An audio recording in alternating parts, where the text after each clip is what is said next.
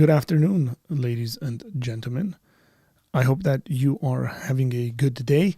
This is not planned because we don't usually go live on Saturdays, and I wasn't planning on going live at all.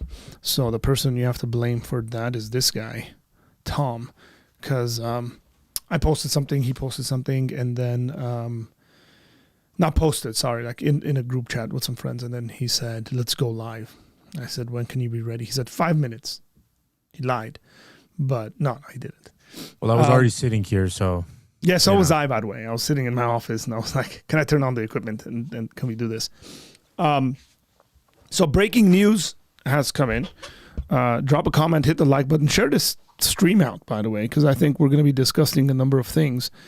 And I think it would be beneficial.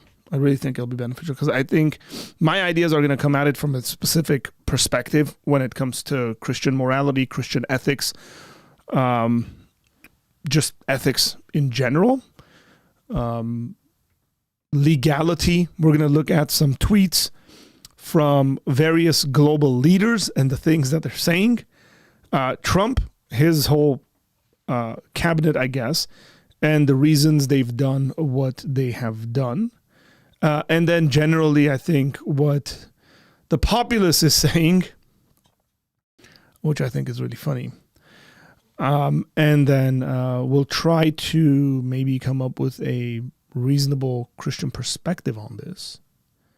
I wish the time was different because I would have loved to have one of my friends call in. He has released a video, and we'll look at that video and see kind of what he's saying, or we'll look at some parts of that video and see what he's saying on this subject. So Tom, raw emotion, reaction. I saw that the strikes were happening last night. I don't know if you saw that or not. Late so last night. I was at my brother's house yesterday, visiting them for New Year's because that's what we do as Armenians. And then I saw that the U.S. had started bombing Venezuela. I didn't think this is what would happen. Like when they would arrest him and then essentially say, we got him, we're bringing him to the States, we're going to charge him and all that stuff. So some raw reactions, Tom. Yeah, man, I was getting ready for sleep yesterday. I just watched Harry Potter and Goblet of Fire. And so I was very much in a different world, you know? And so literally, you could say. And then right before I go to the shower, I see America. I see it. I open Twitter. You know, it's like the Bible, Twitter, prayer, sleep. Right. So I was like, what the heck? And then I was so like, when I say excited, I mean excited that there's like attack app. I mean in the literal sense of the word, where I was like, oh my gosh, I got to look into this. But then I was like, if I look into this right now, there's no way I'm sleeping tonight because I'm just gonna scroll through the same video of the same image 500 times. Yeah. So I mean, like, you know what? I'm going to sleep. So I went to sleep. I woke up in the morning, and then that's when I was like, news, and it all hit me at once. So the raw reaction is, I call it MAFO. MAFO. It's the Christian version of FAFO, which is mess around and find out. That's the Christian version. Sorry, we're cringe as Christians, but MAFO. Okay, can we talk about and we got this in the comments and stuff like that. Can we talk about the very glaring similarities of what the U.S. has done in the past versus this? I'd like to start there. Okay, so people are regime change. The U.S. tried this in they tried this in Iraq. The things that keep coming up: Yemen, Iraq, Syria, and this has all this. This is all about oil. Don't trust the narrative. All that stuff. Now, I have a certain kind of idea of connecting dots in certain ways, but as well. But that's essentially, people are like, no, this is a bad idea. People who voted for Trump like us are we voted for Trump, not necessarily the conclusion, but like we didn't vote for this. We don't want the U.S. getting involved in these things. Could there be justifications? Could there properly be justification? And I mean this like politically, but I also mean this like ethically. Could there be justifications?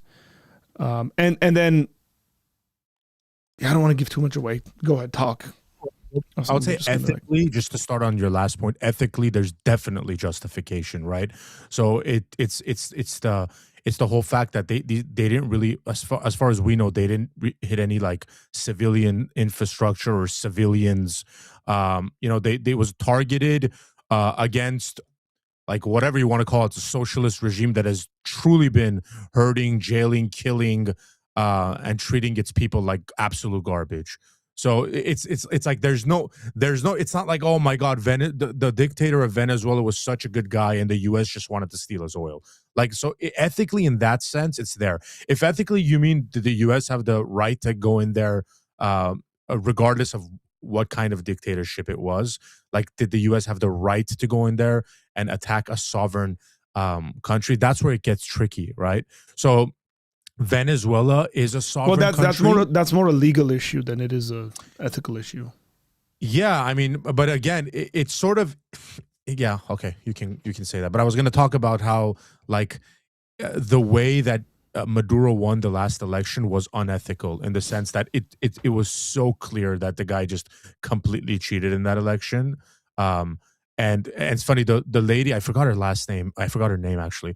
The lady that supposedly beat him in that election, she ended up winning the Nobel Peace Prize. Yes, correct. This last time they gave it out. And then she dedicated that to Trump for speaking out against this stuff. So she came out and said she's ready. She came out and said she's ready to take over the government.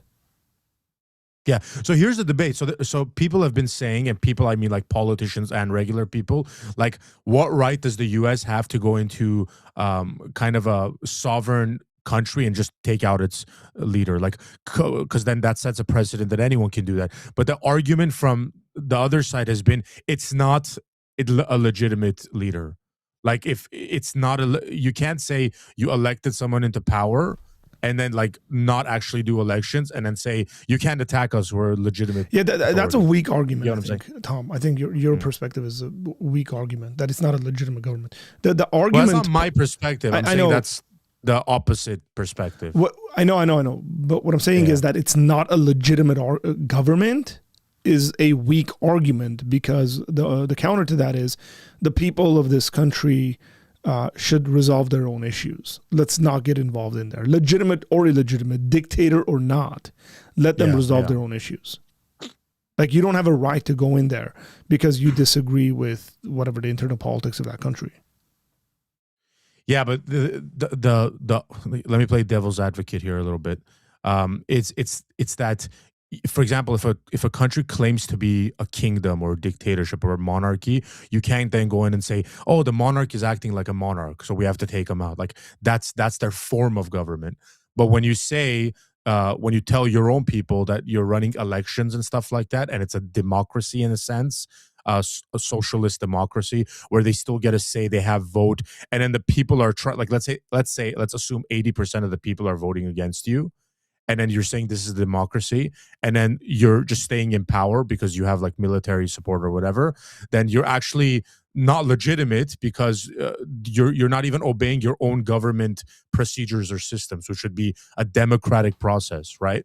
Like, so is that legitimate? Now you can say he's legitimate in the sense that he's in power, like he's actually the one in power, so that there is a sort of legitimacy. But he's illegitimate in the sense that he most likely lost the elections through his own process, like his government's own process, but continue to remain in power. Yeah, I think this is beyond that. I think this is beyond that, by the way. And I think the U.S. has been legally setting up the case to do this. This has legally been set up. First of all, the United States designated a bunch of the cartels as terrorist organizations. That's right. Okay, they have designated, this guy was running a cartel. These are the charges that are going to be brought against him. That he was in charge of cartels bringing drugs into the United States. Yeah, for sure. So that's one. there's multiple components to this that I think legally is going to be very interesting, but also like politically threatening other countries and stuff like that, which I think is happening as well. Somebody mentioned that the United States attack on Venezuela happened only hours after the Chinese delegation left. Was this a message to the Chinese? I think this was actually a message to the Iranians, way more. There's another thing with the Iran has been buying uranium from Venezuela, for those who aren't aware of it. Iran's impacted internal kind of affairs in Venezuela. Like one of the reasons why Christian missionaries were kicked out of Venezuela was because of the Iranian pressure on Venezuela. The Venezuelans have been sending, according to Trump, the Venezuelans are the reason why that specific gang, kind of mafia, was in the United States. What's it called? Yeah, the one he loves to say. Yeah, Tres Aguares. Yeah, Something like that that. one. And so, because of that, these are all concentrations from the United States to legally build a case. Let me just say something for those kind of that are losing their minds about this, and for anybody who's gonna accuse me of, or us of something, I don't know, weird, like backing this and that. I was against the Iraq invasion from the beginning. And I was 18 years old at the time. I saw writing on the wall that I think a lot of people didn't. You have to be very careful to not confuse Middle Eastern politics influences with South American ones. In South America, the thing that is more dangerous is socialism and communistic thought. In the Middle East, it's Islam, which is a socio-political religion. And to say that, the same thing's going to happen in South America that happened in the Middle East, I think you don't understand what's going on. Like politically, who's going to fill in the tribalism that exists. For example, like Africa would be very different because Africa's got more tribal politics and influences and all that, including religious ones. So just be very careful with that. If you're going to argue that this has to do with oil, it probably does. Yeah. There's no argument there. Trump actually said it. Yeah, that's the funny Here's the part. cool thing, I guess. Like Trump came out and he said, "Look, we had invested a lot of money in this country before Chavez took over and kind of kicked us all out and all this stuff. We'd invested a lot of money into this country in regards to oil and all this stuff. We're going to get all this stuff back there. Like we're going to get it back. We're going to start pumping oil and all. So it probably does. That you can't say that's not in." The people who are making decisions, that's not in the back of their minds or in the discussion as they're talking about this. It absolutely is. Now, to go from there to say that this is a motivating factor or it's the main motivating factor, I think you're kind of stretch. It's a stretch there because it's reasonable to conclude there could be multiple motivating factors. It is also reasonable to conclude that there's a timing aspect of this. For example, in Iran, it makes sense to get involved in Iran now than it did 3, 4, 5 years ago because the populace is ready to get rid of the Ayatollah. So there are timing issues with these things that make a lot more sense. With that said, I'm just looking at it. We got 25 people, 27 people in here watching, and only 7 of you guys have hit the like button. We do appreciate you guys hitting the like button. So, like, I want to reason through these things. I don't think we're going to have all the answers for you, but I'm going to throw out maybe some ideas to help us think a bit more reasonably and properly. So here's an idea. At what point is a country allowed to defend itself and take action like the U.S. has taken action knowing that the country you are attacking, and specifically you're attacking its leader. Like the U.S. went in there, they didn't kill a bunch of people. They went in there, they arrested the guy and they took him out the country. Like it's not a continuous bombardment of the country that's happening. That's very different than previous situations. And so at what point are you allowed to defend yourself knowing that a country is subverting or attacking your populace? Like, is there a ethically justifiable time period to say, look, we got information in our hands. Let's just, again, be frank about this. The United States, the President of the United States, the CIA, the U.S. intelligence has information that you and I don't. Rightfully so. About what's happening and what's coming into our country and the way things are being affected globally that are affecting our country. Can we all accept that? Proper reasoning is what we're chasing here. Not acting like we have all the answers. Okay? Go ahead, Tom. I don't know if you have anything to say. Yeah, like I was just reading Salwo's comment about about it's none of the USA's business. None. My goodness, when will you guys see exactly what happens to nations the USA invades? It's like, dude, that's such a closed-minded way of thinking, because like, what is the USA's business, right? So if the US is making a case, which they are here, that Venezuela traffics cocaine and other narcotics into the United States and kills, I think Trump put the number at, again, you can research this, at 300,000 people a year that have died from some kind of drug. Like he said that today. I don't know, but whatever amount that is, right?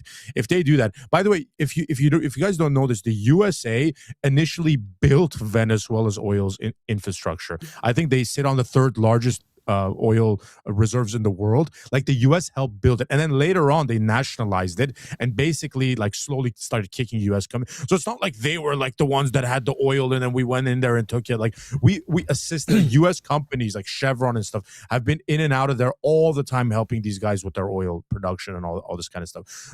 So you got drug trafficking, you got cartels and gang violence. You got instability in the country that's not just affecting Venezuela, but it's pushing a bunch of immigrants by the millions into the United States because they're running away from that country, right? And they're running into this. So then it's putting economic pressure on the United States, right? So like if countries are destabilized, for lack of better words, by their own governments, and then it's pushing people to the United States, and then the United States has to take care of them, process them in court, all this kind of stuff, that is actually affecting the citizenry, the populace of the United States. So there could be an argument made, which is why, by the way, even Nick Fuentes put out an American flag on his Twitter account, like saying like he basically supports this, is because it is an America first issue. You know, like, or you could make the case that it's an America first issue. It doesn't always have to be like stuff that's like, oh, like some gang violence that's happening in the United States, or like it doesn't have to directly involve the United States all the time in order to be an issue that actually affects the U.S. populace. And here's the thing, to what Arthur said. There are times where the U.S. goes and does something like this, a foreign policy attack or whatever, when there is no justifiable reason. Yeah. And then you say, like, well, how did this even affect? Like, who cares? But then that doesn't mean that every time they do it, it's unjustified. Yeah, it also doesn't mean that in the U.S., at least the way our political system is, that in the past, if the United States has made decisions like this, which I accept that they have, and they've been wrong in doing so, so therefore this time that they're doing it is also wrong. Like, so that your intelligence has been proven to be corrupt. History has shown that over and over again. It's only in hindsight that we discovered that. I look to history. So if 20 years ago, you in your own personal life had made certain wrong decisions, And then a similar matter came out today, and you want to make a decision, and people said you shouldn't be allowed to make that decision because you have been proven to. Like, there's a great deal of wisdom in there. I get that, but to immediately jump to the conclusion, so therefore now it's corrupt as well, and then come to those conclusions, I think is a hasty generalization. It's like you have to prove, I suppose, that the same things stand true, and I'm not sure whether. You could do that currently standing, or else nobody would be able to. Like, everybody in their past has made wrong decisions. Everybody in their past, every country in their past has made incorrect decisions. Like, you can't kind of jump the gun and be like, no, therefore this time for sure it's the same similar issue. One thing that you guys also have to realize is that, and I keep bringing Iran into this, and they did as well in their press conference that Trump gave, they kind of threw these things at Iran. Like, they should be careful as well. This was a precision strike that happened, just like the way we did in Iran. The relationship with Venezuela and Iran is one to pay attention to. I don't think what is happening in Iran is disconnected with what is happening in Venezuela. That's very, very important. Again, some ethical things to take into consideration. At what point, if your neighbor is a mess, we're just talking like your next door neighbor, 2 houses down from you. If your neighbor is a mess and is constantly ruining your neighborhood, at what point are you legally and ethically justified to get involved? This is an important question. If in your neighborhood, on your street, there's a house that has over time become just an absolute mess, right? They got prostitution happening in that house. It's become a drug house. The value of your neighborhood has completely gone down. Like, all of these things, if we take it into consideration, at what point are you legally and ethically responsible to get involved? That's an important question to ask in dealing with this issue without jumping to conclusions. Yeah, and by the way, are you morally responsible to get involved for the safety of your other neighbors as well? Now, let me say something. There's a lot of folks coming out and saying, no, diplomacy, peace, you shouldn't be doing this, like the president of Mexico, for example. I could come up with a legitimate reason as to why they're saying this, and they're saying it out of fear. Because if the U.S. acted in this way, and they're kind of setting precedent to act in this way towards these countries that are impacting the United States negatively, those guys have something to fear. What country is all the drugs coming into the United States through? Mexico. Should they be afraid? Yes. Somebody asked Trump a question about the Colombian president making a comment about this. And then Trump was like, that guy should like essentially watch it. Because they have 3 factories where they're making cocaine, and we know exactly where those factories are. They need to shut those factories down. That's a threat. That's a threat. Go ahead, Tom. You're saying something. Yeah, I was going to say, a lot of times people will make the argument, well, why don't you take care of your own or your own house before you go into your neighbors, right? Like, there's people dying in your back house or whatever. But here's the thing. You can do both. That's a very incorrect way of viewing U.S. foreign policy, U.S. monetary involvement. Like for example, take my life, right? Let's say I have a lot of money and I give $5,000 to charity, right? And then I post a video of me snowboarding somewhere, and then you point to it and go like, dude, why are you snowboarding where you can be giving more money to charity? It's like, I always can, but that doesn't mean I can't do both. So like, I know it's not the greatest analogy, but the United States can obviously take care of homelessness, take care of like financial issues, healthcare, and all that kind of stuff. Like it has enough of that to do that and to go into Venezuela, pop in for 88 minutes and so take their dictator out. You know what I'm saying? You and I live in an area where we see a lot of homeless people. Yeah. We see a lot of homeless people. We drive down the street and see homeless people on fentanyl, like just like frozen, right? Now, is it not taking care of that issue if that fentanyl is coming into the country via Venezuela? Yeah, that's a great point. Yeah, that's a great point. It is. Like it's clearly impacting the population of the United States. Are they justified in doing so? I just throwing out. Look, I get all the conspiracy stuff. I'm not addressing that stuff. And I don't mean that in a negative when it comes to the conspiracy comment I'm making, right? Like, oh, the Jews are behind this. Yeah. You know what? They probably are. Is Israeli intelligence and is Israel involved in the U.S. in making or impacting these decisions? Probably. You haven't said something where I'm like, oh, wow.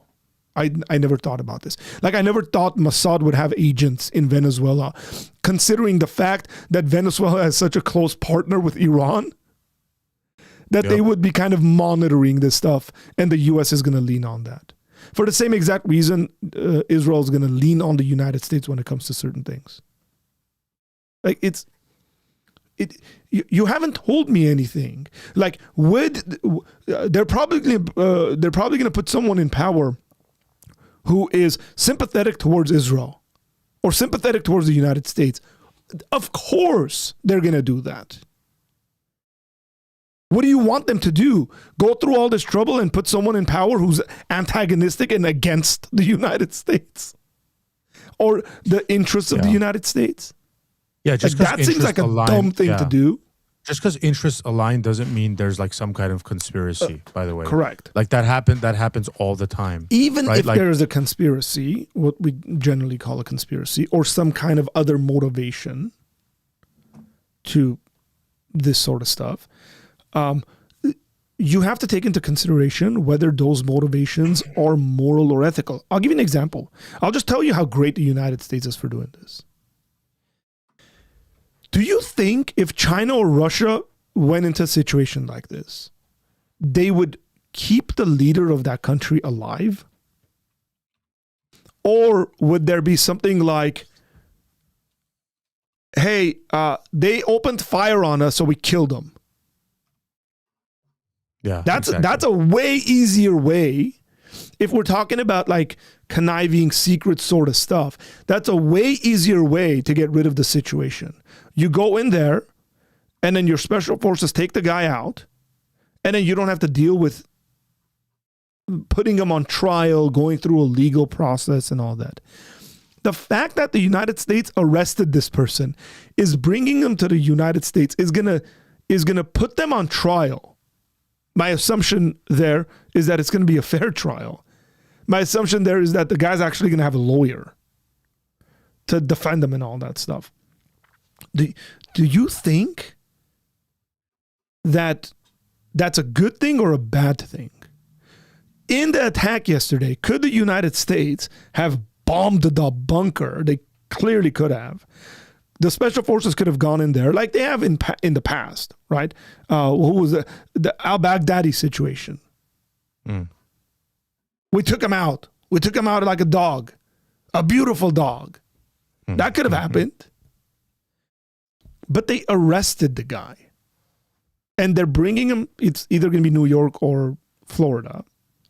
And they're going to put him on trial. That's very interesting. To me, that's actually a really positive sign of the United States. The other fact is that we're not in a war. The U.S. doesn't have troops going around a fight. This is not an Iraq situation. There's not an invasion that has happened of a country. I'd have way more concerns if it was. So let me throw the super chat out here. Thank you for the super chat and the comment or the question. To counter to the people resolve their own problems argument is that foreign powers were propping Maduro as the people needed help, plus the Monroe Doctrine. Okay, now let's look up the Monroe Doctrine because that was referenced multiple times. And I definitely remember the Monroe Doctrine, but I don't remember the details of the Monroe Doctrine from my history classes. Okay, we'll put up a Wikipedia thing here. The Monroe Doctrine. Big stick policy, by the way, for those. So here's the Monroe Doctrine is a United States foreign policy position that opposes European colonialism in the Western Hemisphere. It holds that any intervention in the political affairs of the Americas by foreign powers, think Russia, Iran, China, is a potentially hostile act against the United States. The doctrine was central to American grand strategy in the 20th century. Okay, President James Monroe, it's named after him, first articulated the doctrine December 2nd, 1823, during the 7th Annual State of the Union Address to Congress, so on and so forth. Teddy Roosevelt had a similar policy to this. If anybody hasn't drawn comparisons between Trump and Teddy Roosevelt, you're not doing history properly. Okay. Sawa says, who mentioned Israel? You're doing it again. You're presuming not being... Sawa, don't take this all personally, but I know more people than you. Sorry, let me rephrase that. Not that I know more people than you. I speak to and interact with more people other than you. It's all over my Instagram feed. All over my Instagram feed. People talking about how this is like all Israel. Okay? So, we can be quite frustrating. The feeling is mutual. So, I don't know what to say. Thanks. Appreciate your interaction. I preach to homeless folks who are struggling to get clean. Just like, I know people who are struggling to get clean. I know people that I've ministered to who've been in our church over the years who have passed away from overdosing on fentanyl. So, let's not be naive, and I mean like geopolitically naive, to not think that that China doesn't have interests in Venezuela because it's in our back door. Hopefully, you guys do realize that Venezuela is in striking distance of the United States. Meaning, if people wanted to, they could put weapons there.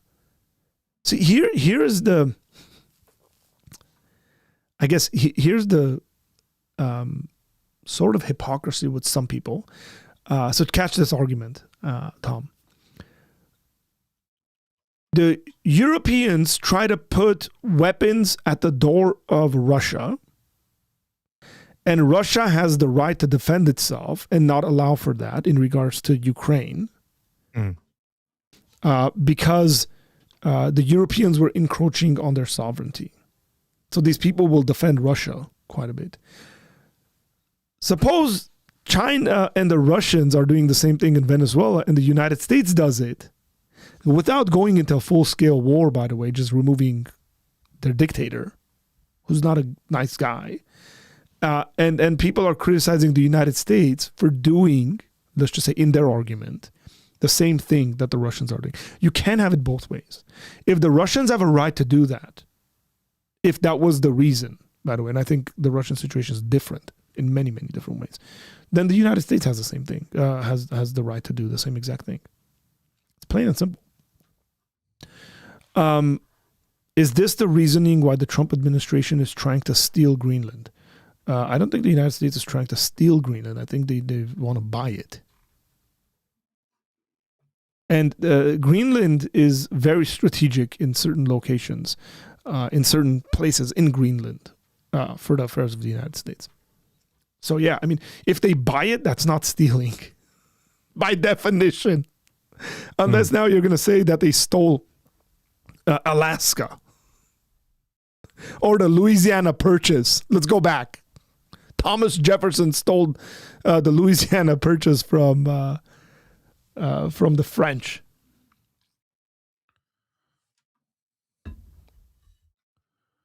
God, Sawa, you take this stuff so personally. It's like Mamdani today when he's like, I was briefed about this, as if like he could do anything about it. It's like, dude, you're the mayor of New York. Yeah, like, and someone comments saying, "Oh, you're briefed in the same way I was." Oh, I opened my Twitter account. Like this is it, like my point is saying that it's not personal. Like I like anyone holding any position on this, I don't take it personally. Like I'm not like, oh my god, like a Republican right winger, let's say said something like Trump did this incorrectly. I'm not like, oh my god, you're hurting my feelings. Like you're not understanding what I'm saying. Is people have different opinions on these type of stuff, and it's not everything is not like you can have a wrong opinion, and I can be against it and have nothing personally against you or your research of that or your position on that. It's just we disagree on it, and so like you coming. First of all, let me put it this way: Trump did not run on an interventionist or on a isolationist platform. Trump never said I'm going to be an isolationist. He never said I'm not going to get involved anywhere.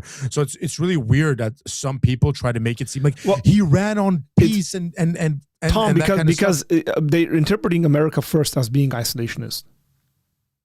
Yeah, and it's not. It was never the case. And so like when Trump takes action like this, like that site quickly comes out and says, "Oh, this is the guy that wanted to bring peace." This is what it's like. Yeah, a lot of the actions are in order to bring peace. Now you can have your opinion on whether this one was or whether another one was, but just because he takes action.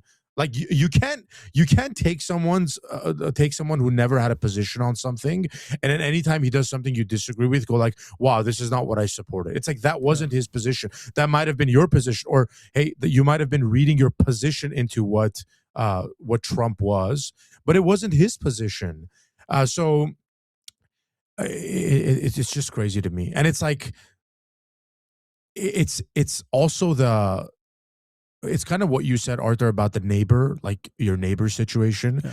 It's like, how far can we stretch that out? I feel like at times we should. Like at the end of the day, we all live on the same earth here, right? So let's say there was a situation where like a country anywhere, let's say there was a country right now in 2026 that started just like taking kids right after they were born, at like up to 5 years old, and just started slaughtering them. Like they were just like killing, and I know people can bring the abortion stuff up. Just listen to my hypothetical here. They're just slaughtering a bunch of kids. They're like, every kid that's born, we're gonna slaughter. And then like Trump said, "What the heck? Like this country has nothing to do with us. There's no foreign interest for us. There's no oil. There's no nothing. But they're not hurting the U.S. in any way. But hey, we're gonna go protect a bunch of random kids being slaughtered because we think this is the moral, ethical thing to do, and the responsibility we have as a superpower." Right? Yeah. You could then come out, Sawa, make the same argument. This has nothing to do with the United States. This is not our issue. Why are we getting involved in this? And your argument is probably as it has as much ground as it does in the Venezuela situation, which is, maybe it's none of our business, but is there a time where like there's responsibility given to a power in the world to say, you know what, even though this has nothing to do with us and our citizenry, like we have the resources and we have the moral duty to go in and save a bunch of kids being slaughtered. Now that's an extreme example, obviously, but it's still an example, and the fact that your argument could work when I give that example might be evidence that it's a flawed argument. Like just because something can't always have something to do with your citizenry, in the primary sense, that doesn't mean it's not morally justified to go in and sometimes, play savior. And so I think that's the right way to look at it. It's right to be nuanced in these things, right? It's right to be like, hey, sometimes these things can be wrong. And so when it is wrong, we call it out. We talk about it. It's like the Iran thing, right, Arthur? When the U.S. dropped those B-2 bombers on Iran, there was people like, this is going to start the next war. This is it. Israel has dragged us into a war with Iran. Now we're going to have to send our people to die on Iranian soil. And like, and I remember posting something like, none of that is going to happen. Like none of that is, and it didn't. And then everyone went hush hush. Like, what happened? Did we go to war with Iran? If anything, right now the people of Iran are standing against their government. Like, it didn't bring the Iranian people together. Like, let's fight the United States. So you're not always right. Let me just say something in regards to why I think that. Look, most things. Let me put it this way: there's a lot of things where I just shut my mouth on and I don't talk about. Partly because I think it's beyond my expertise. It's beyond my training. I can have opinions. I have all sorts of personal opinions on various things. When it comes to things like this, my particular training in philosophy specifically gives me what I would say a bit of well-formed, grounded reasoning, or at least if I don't have a formed opinion on it, I can think about kind of what the potentials could be and applying various ethical theories and trying to come up with a Christianly way of thinking about things like this without falling victim to what I would say is the general opinions of folks who just like, I look at some folks who are speaking about this and saying things and posting things online, people I know, and I go, you're such a walking contradiction, because you're a relativist that takes positions like this. You're this, that does this, like just contradictions overall. Okay, so I'm trying to apply actual ethical theories to see whether we can think about these things Christianly or not. And I would say the same exact thing to like conservatives on the right who don't think, Trump could ever make a mistake or do something wrong. Like, I'm not one of those people. I'm just saying, as a government, generally I'm against offensive kind of attacks from any government. I said something last week in my sermon, and I'll stand by that. By the way, for anybody who wasn't convinced that you live in the greatest superpower of the day, this is an exact representation and evidence that you do. That your government was able to go into a sovereign country in about 3 to 5 hours, bomb strategic sites, cut their electricity somehow, arrest their leader in his freaking pajamas, and take off without losing any soldiers or any equipment. Yeah.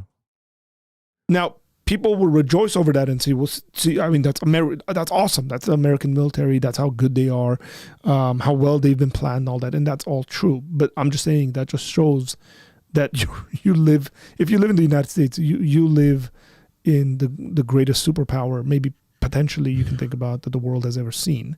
And I think Christians living in an empire, and we are an empire, I'm using that term loosely, that some of the EMPs, there's all sorts of stuff, I guess, that they could be using. I'm just saying that then living as a Christian in this country looks very different than living as a Christian in Venezuela right now.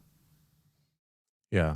Let me before we go in all these directions, let me play a video and we'll stop by and talk about this. This is my very good friend, and he's sleeping right now, most likely. Because Jacob has all sorts of connections. This is my friend Jacob Persley. Jacob has all sorts of connections around the world because he is a, let me see if I can make this big. Yeah. So he's been a missionary for a very long time. He's been a missionary in various countries. He's in Armenia right now. And check out some of the stuff that Jacob has to say on this.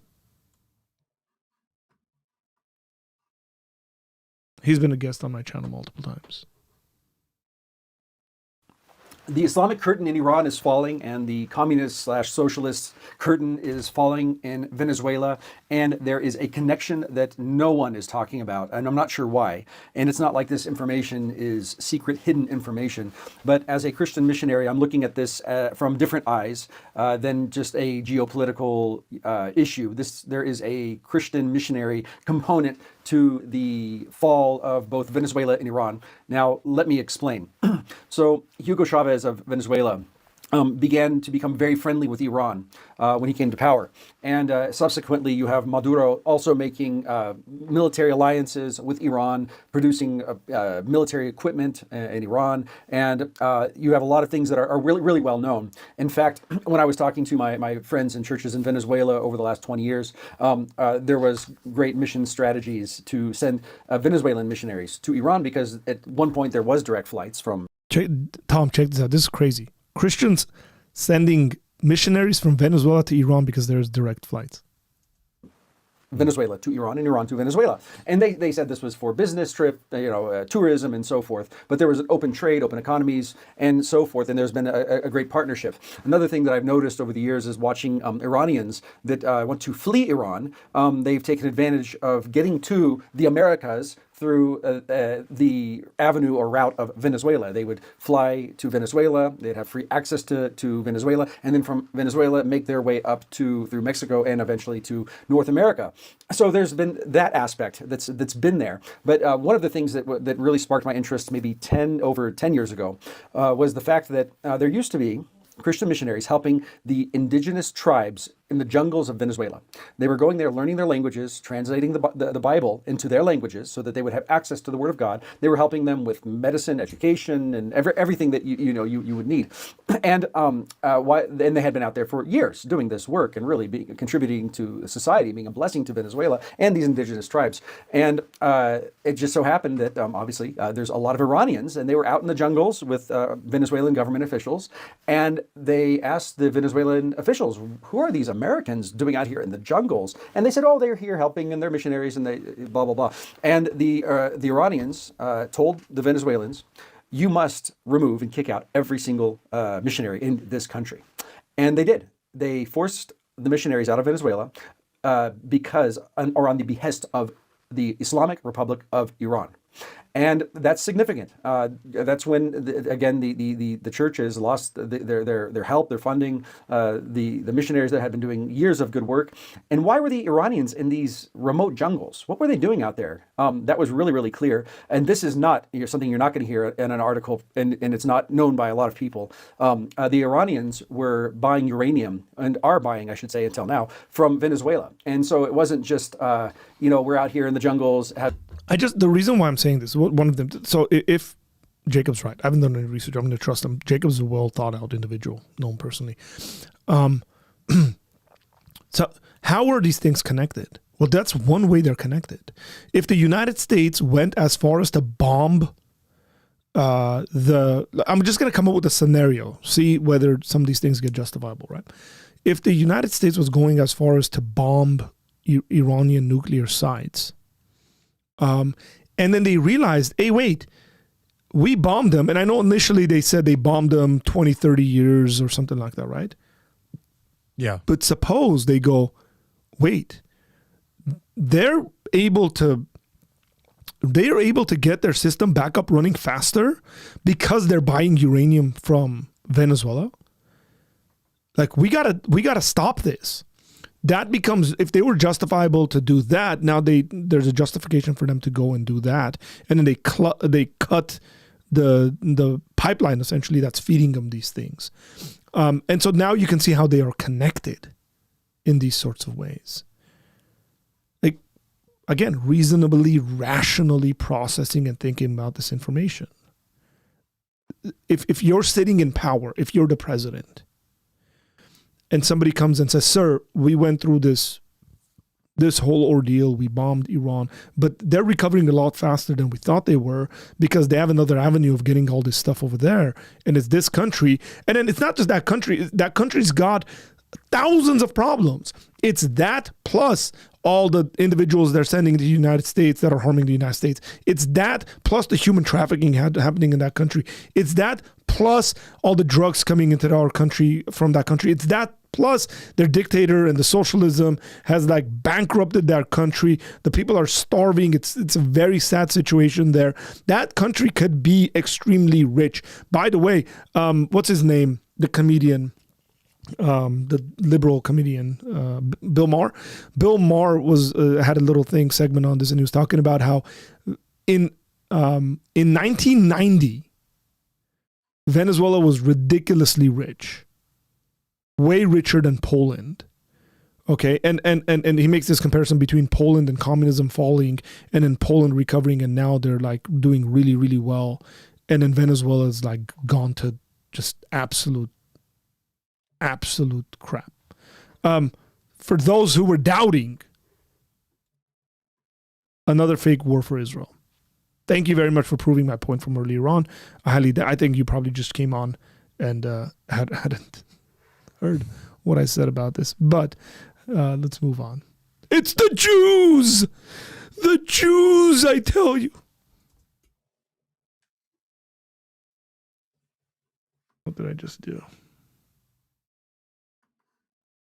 Having tourism, trips in the jungles. They're out in the remote areas where uranium is found, and they're making deals to purchase the uranium, and then obviously having direct flights between Iran and Venezuela and bring the uranium over.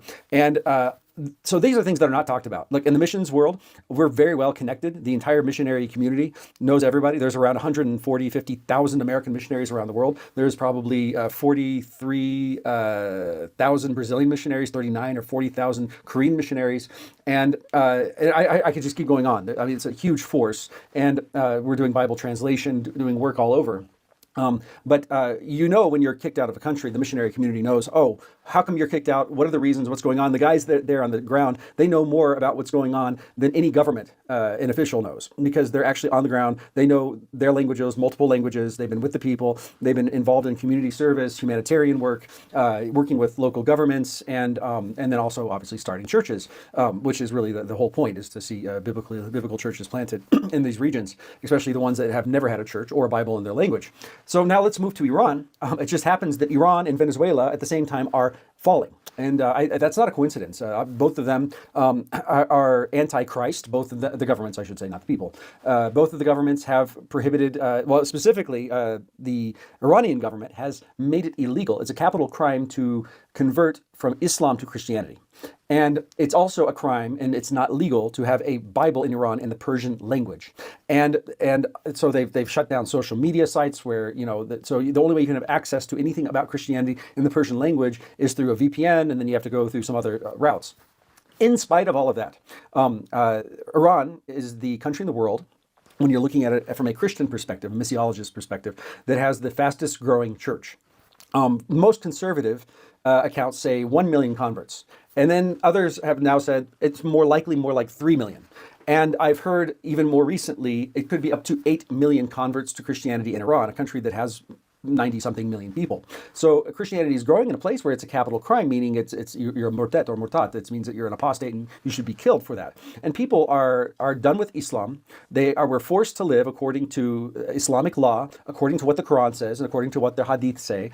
And they, before, like if you're in a Muslim country, not an Islamic republic, Sorry, let me make a comment to this guy. Hey, Sep, I don't know if you live around me or not.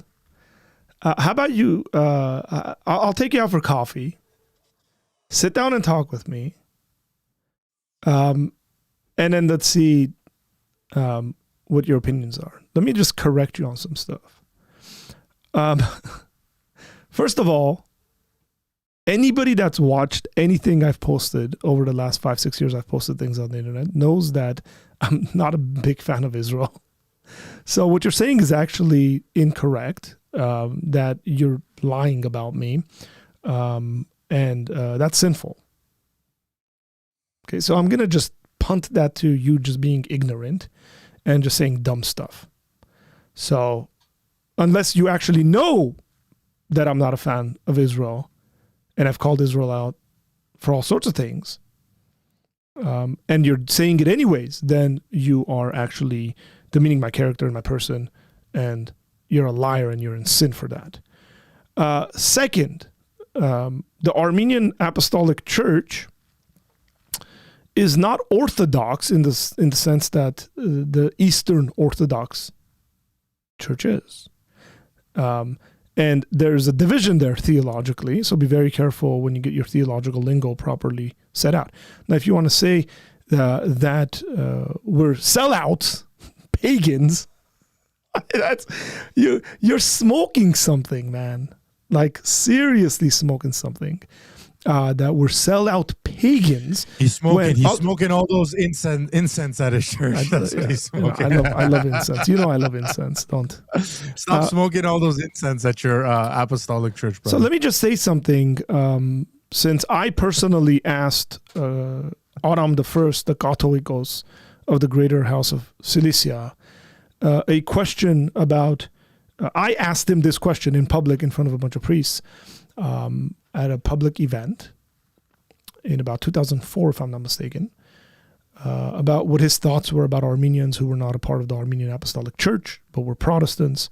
And according to one of the Catholicos of the Armenian Apostolic Church, he told me to follow Jesus no matter what, regardless of the tradition. And so I'm taking his advice and I'm doing that. So if I'm a sellout, then he's a sellout, then you got another problem on your hands. But like I said, if you're in my area, reach out to me, email me, info@apologiacenter.com.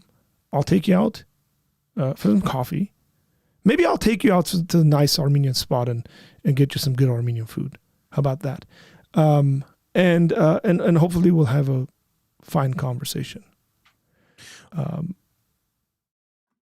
Hey, look, outside of his Armenian Protestant stuff, the problem with a reaction like that is, again, I see this so much because I'm so into this political world.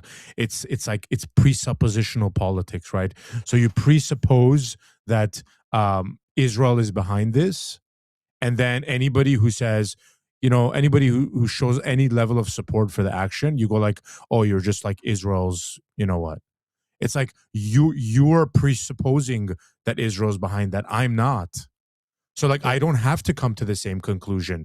Now, if it's proven, like let's say there was some real evidence, like, oh, Israel did this and they, their helicopters flew and they hit and then you'd be like, oh, okay, this was done. And then you could make a point, but you can't just presuppose that this is literally Israel behind it. And then like anytime I say something in support of it, go like, oh, you're just an Israeli pawn or whatever. Like that's unfair. It's not the right way of looking at politics. Well, it's not the right way. It's just a very stupid way of thinking. Well. And people try, and by the way, people try to do this to turn people off from anybody they dislike, right? So like when it's like about Ben Shapiro, it's like, oh, Ben Shapiro is just an Israeli, like he has dual loyalty or whatever, right? And it's like people do this to turn you off from the person's messaging.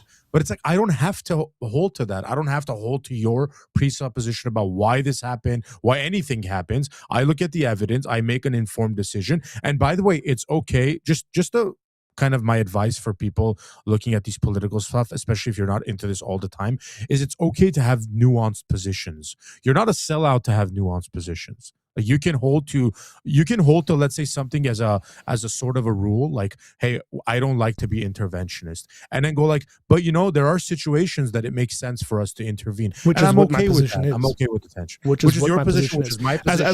As long as the interventions could be ethically justifiable, which is exactly what my position is. But people who don't know how to think properly will always fall victim to that. For example, I invited this gentleman out for coffee. Okay, and this guy says coffee with oat milk. I don't know how you drink your coffee. You might have it with oat milk. Okay, you know what? I don't know. You He's might right be some on this kind one of because I actually had mine with oat milk this morning. Bro. Not to give him some ammunition for whatever he's saying. So let me say this: I drink my coffee black, no milk in there. I don't even drink milk because I can't stand it. It's disgusting. Now, however you want to have your coffee, you're free to have it. I will drink my coffee without any milk, oat milk, or whatever else.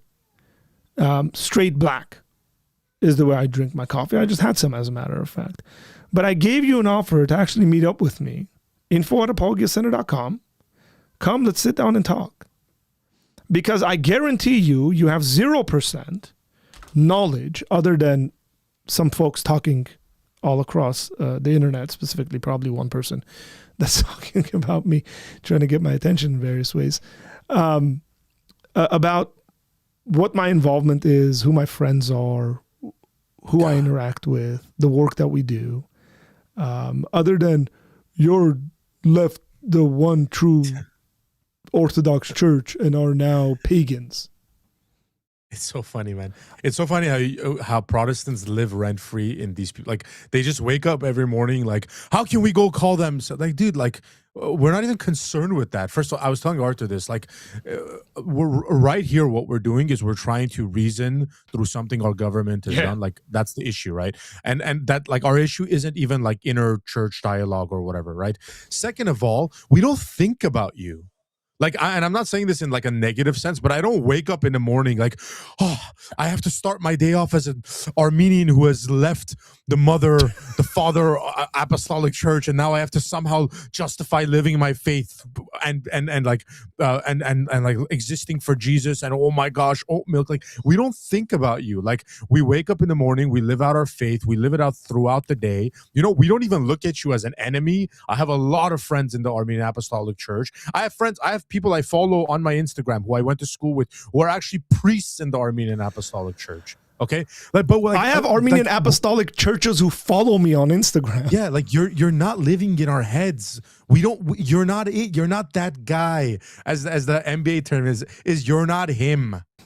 Yeah. You know, like, you're not the pretty girl on the block that we're always thinking about. The Catholics might be that. Like, the Catholics might be the ones where we're sometimes they're not like me. I frankly don't. I know, care. but they can sometimes be like, "Hey, it's the Catholics coming." You know, like, we might have to like, but you're not it. You're just a guy that, like, you might be the rebound. Like, if like we're trying to go at a Catholic about an issue and then like they're not available, we're like, all right, fine. Now we have to go to the Apostolic Orthodox churches. Like, it's not that serious. And I don't say that to be mean, by the way, but it's like, we don't think about you that much. So it's like, it's funny because you know our who church. I think about? Here's who I think about, Tom. Because I interact. You stopped me at a good time, by the way, because I was. Yeah. Here's what I think about, Tom. I think about people that we know and we have known who were just like us. Well, just like me. You're a bit different because you're like generationally Protestant. Yeah. Who were born and raised as normal, nominal Armenians who never heard the gospel and are on their way to hell. I know hundreds and hundreds and hundreds of my people who will claim to be Armenian Apostolic, who don't know their left from their right, who are on their way to hell. That's who I think about. That's who I care about. As a matter of fact, if I meet people who are faithful, Jesus-loving, Jesus-following people in the Armenian Apostolic Church, I never make that an issue. Like, if they want to have a conversation, I have a conversation about them. I was at an engagement party a number of weeks ago, and there was a guy there. He knew of me. I didn't know him, and he knew my stuff, and we got to talking. And he told me that, you know, he went to Protestant churches, started following God, and was serious, and became more serious. But he's going to the Apostolic Church and following Jesus. I encouraged him a great deal. He can come and attest to the fact of what our conversation was. He was shocked. He was shocked. I met a brother in the Lord when I was in Boston in November who's studying philosophy at a specific university. He was Armenian, who came up to me and he said, "Hey, Art, I watch your stuff. I appreciate the work you're doing, all this stuff." In the conversation, he said, he told me that he was Armenian Apostolic. And we had a great discussion. He told me, "Brother, I'm so shocked." These are his words, Tom. He said, "Arthur, I was shocked at your response when I told you I'm apostolic." He said, "I really didn't expect you to have such a positive response to me." I said, "Brother, you love Jesus and follow Jesus. Why would you get a reaction from me like you know, like I said, we know what our theological disagreements are. We can sit there and talk about these things. That brother is apostolic and is at a Protestant institution. He very well knows what the issues are. So what, you just want me to sit here and like rehash these things? You know, that's my demeanor. And I have very strong opinions on these things. There's a reason I'm not apostolic. But these guys who come in the comment section or who make videos and post stuff about me, about us, and are just like really chasing what I would say is attention more than actual genuine things, I'm not going to pay much attention to you. I invited you to coffee. You want to have it with oatmeal? You're more than welcome to have it with oat milk. I said oatmeal. Oat milk. You can have it with I don't know what are the other fake milks that are out there, Tom? Almond milk. You can have it with whatever you may Coconut want to milk. have it with, man. Since he said coffee with like if we didn't get him oat milk, he wouldn't come. You can have whatever milk you want to have. I don't drink my coffee with milk, so I think it's a bit of projecting though. Like the reason that apostolic guy is shocked that that your response was normal is because it's a little bit of projection. I'm not saying that's he a wasn't. bad guy By the or way, I'll whatever. tell you that he No, wasn't. I know he I've was. gotten I to know know this that's why I'm talking about. I know he probably wasn't, but that generally is the case because like you think of us in a way that we don't think of you. Like when I go to a funeral and it's at an Armenian Apostolic church, like I went to one recently and I sat down and the guy gave a wonderful sermon. And there's been times that they've given really crappy ones, but this time I sat and it was a wonderful sermon about the reality of death and life and how we need to focus our eyes on Jesus. And I walked out of there and I don't know who I was talking to, but I was like, man, that guy gave a really powerful sermon. Good for him. Like I like that priest. Like he did a great job. And I walked out of there. I was sort of encouraged. I'm like, oh, hopefully people heard the gospel, which he did preach. And that was it. Like, but then they like look at our stuff, even if it has legitimate stuff in, like, even if you're preaching the gospel, like you are actually doing what their tenets of their faith would agree with, right? Which is evangelizing and stuff like that. And they go like, well, you don't have authority to talk about this. Who gave you this authority? Who put oil on your bald head, Arthur, to give you this authority to do this? You know what I mean? And it's like, dude, your priorities are in the wrong place. Like, I agree. We can sit down and have the debates. And by the way, the debates have to be out of a good place. Like it has to be out of a heart to speak and to understand each other and to learn, not to just try to come like you can't be talking smack about me, putting my picture up, dunking on me on your social media and be like, why doesn't this person just want to have a civilized debate? It's because you're crap and you're not coming with the heart of Jesus to have a debate. You get what I'm saying? Or putting out all sorts of crazy stuff online and then in the DM section sending you heart emojis and saying, please debate me. No. And you know who It's you like, are. dude, yeah, it's like, dude, By the way, that's scared. legitimately, I can show screenshots of, please debate me. No answer for like 2 months. And it's like, sending a message with like his face with hearts like popping out. That's weird, man. That's pretty sus, bro. I don't want dudes responding to me like that. That's pretty sus. Yeah. And then when you don't get any attention, going on your social media and just name dropping and talking about I'm a heretic and pagan and this and that. Go away. Yeah, illegitimate elder, illegitimate leader. It's like, why would I want to speak to someone like that? Shoe fly. I could potentially speak to if I wanted to, and I don't for many reasons. If I wanted to speak to people about theological subjects between inter-Christian kind of dialogues, Catholics, Orthodox, Apostolics, or Oriental Orthodox, I could reach out to people that I respect 1,000 times more than some of these guys online that are just like trying to pick a fight, because I don't respect you. Simply put. Jesse said soy milk. That's the word I was looking for, by the way. Yeah, you can have it with Sep. You can you can have it with soy milk if you want. True or false? The Jews killed Jesus. Yeah, I don't get the connection. Even if they did, like, I don't get it. No, they did. Okay, look. They did. I'm not understanding. But what's your point? Yeah. Like, does this guy actually think I'm going to say they didn't? Where it literally in the book of Acts speaks about how you guys are responsible for killing the Son of God. Like, yeah, and because of that, obviously, Arthur, they're involved in the Venezuela air strikes. Must be. Yeah, because the logic fits so well. Yeah. What else could it be? You know? It's like, hey, Sep, I don't know how old you are. There I go again. How old are you? Will you give us that information? If you tell me how old you are, then I'm going to follow up that comment and explain some things. Philosophically, I would say theologically, not philosophically, Sawa. Theologically, we all killed Jesus. Historically, right? Historically, the Jews turned Jesus over to Pilate, to the Romans, and officially the Romans put Jesus to death. So there are multiple components to this. Hey, Sepp, I will run circles around you on this stuff. I will make you regret you started this conversation with me. Today's Saturday. I'm on a completely different mood. Okay? Arthur, it's so funny. I was watching Trump today in his speech, and he was like, he was talking about the U.S. military. He's like, they did it in such a judicious way. It was so judicious.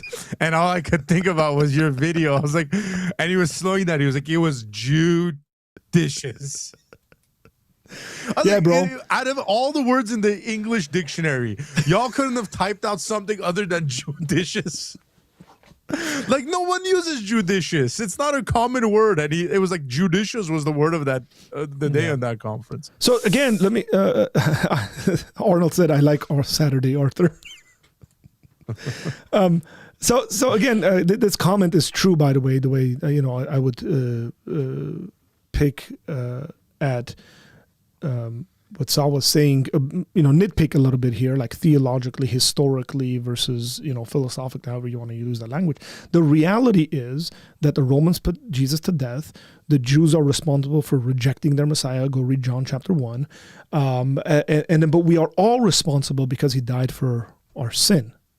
That's why your sin can be forgiven. Sepp, you're 69 years old and you're a fool. You're an old man. You're almost double my age. You're closer to my dad's age than you are to my age. And you are an absolute fool that doesn't know his Bible and doesn't understand how to think about these things. So shame on you. Also, I don't think he's 69. I think. However, if he is, I'll take him for his word. You're an absolute fool. If you're younger than me, you are also a fool because your arguments and the comments that you're making, I've heard my entire life. It comes from the most ignorant, theologically unaware individuals that I've ever met in my life. Thank you for proving By the way, that point. that is a more common response from a lot of people in our community than dude, I've heard it. I've heard it all my life. I'm 40. I've heard it. I've heard it. By the way, no 69-year-old says shame on you for simping for Israel. I don't think a 69-year-old has ever used the word simp in their life. I think you're lying about that. I think your age is probably closer to. Look, if he is 69 years old, and if he is 69 years old. And he's using words like simp, you're spending way too much time on the internet. Go do something else. I don't know. Hang out with your grandkids or something like that. It's probably a better use of your time. Whatever. Bro, the funniest thing about all this has been like the supreme leader of Iran, like coming out and threatening everybody, like on the worst day. Like his first tweet after all this was, "We are going to bring the enemy to its knees." It's like, brother, it's hilarious considering the thing is that it's so funny considering that like Iran is an absolute mess right now. Like, shut your mouth. The people are burning things on the streets. They're knocking over flags. They're chanting, "We want the Pahlavis back as the king." And you're talking about global politics. It's just so funny. It's like the worst timing. It's like, brother, like say it tomorrow, say it the next day. But like we just took out Maduro and you're coming out there like threatening us on Twitter. Let me do something. Since this 69-year-old fool doesn't know how to think properly, let's do something to him that we do to children. You're in timeout.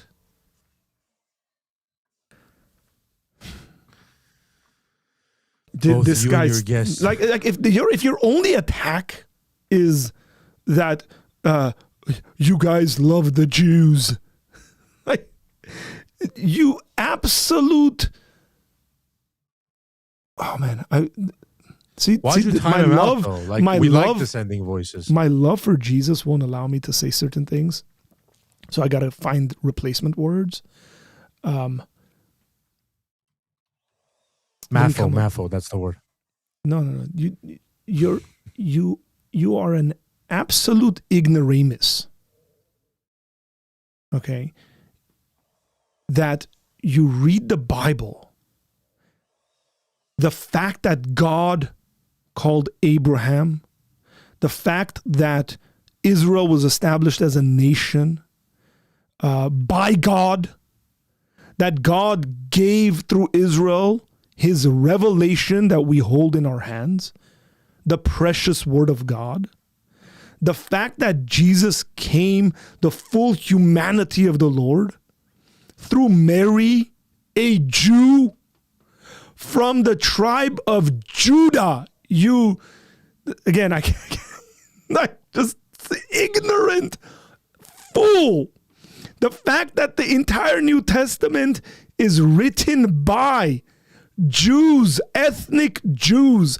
Paul, who says, I'm willing to lose my salvation for the sake of my people, the Jews. You read that in the Bible and you make stupid, ignorant comments like the way you're making. Tells me what an absolute fool you are. If I was your son, I would be ashamed that you're my father for being such an ignorant individual posting things like this on the internet. And I will say it again. Shame on you. Great shame. Dirt on your head. And you also derailed our conversation, which is annoying. But I guess you did. Yeah, it's completely derailed our conversation. It's Satan.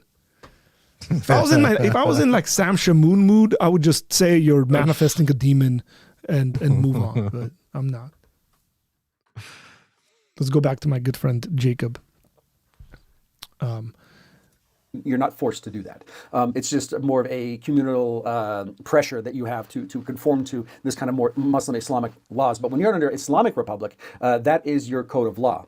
And so that's why it's illegal for all of these things, and propagating Christianity to Muslims. So if you're a ethnic Christian person from, like, say, Armenia, Syrian background, you can practice your religion, but you're not allowed to talk about it to other Muslims. Now, everything's going to change. One of the things I've seen about Iran is that I'm in Armenia right now. We border Iran. And every week I see people from Iran, from a Muslim background, make a public profession of faith to follow Jesus Christ and to trust in him. So they are converting from Islam to Christianity, and they get baptized. We've seen 40, 50, 60, way more than that baptisms in this last year. And they're able to do that in this free and democratic country, and a country that provides religious freedom. Everything is going to change in Iran. Those secret churches of those anywhere from 1 to 8 million are going to finally be able to worship and sing out loud and freely to their Lord and Savior. They're going to be able to gather in, and for the first time, without fear. They're going to have access to all theological books in Persian language, the Persian Bibles. The thing that's been hidden and taken away from them is going to now be accessible. So this is really important for Iran, but it's also important for Venezuela, because all of these indigenous tribes that were being reached, they're going to be able to, again, the missionaries will go back and help these people. They're going to help develop all these Christian materials in their languages. They've already been, that's part of Christian missionary work is translate. There's around 7,000 languages in the world, and maybe half of them are without a full Bible, and then.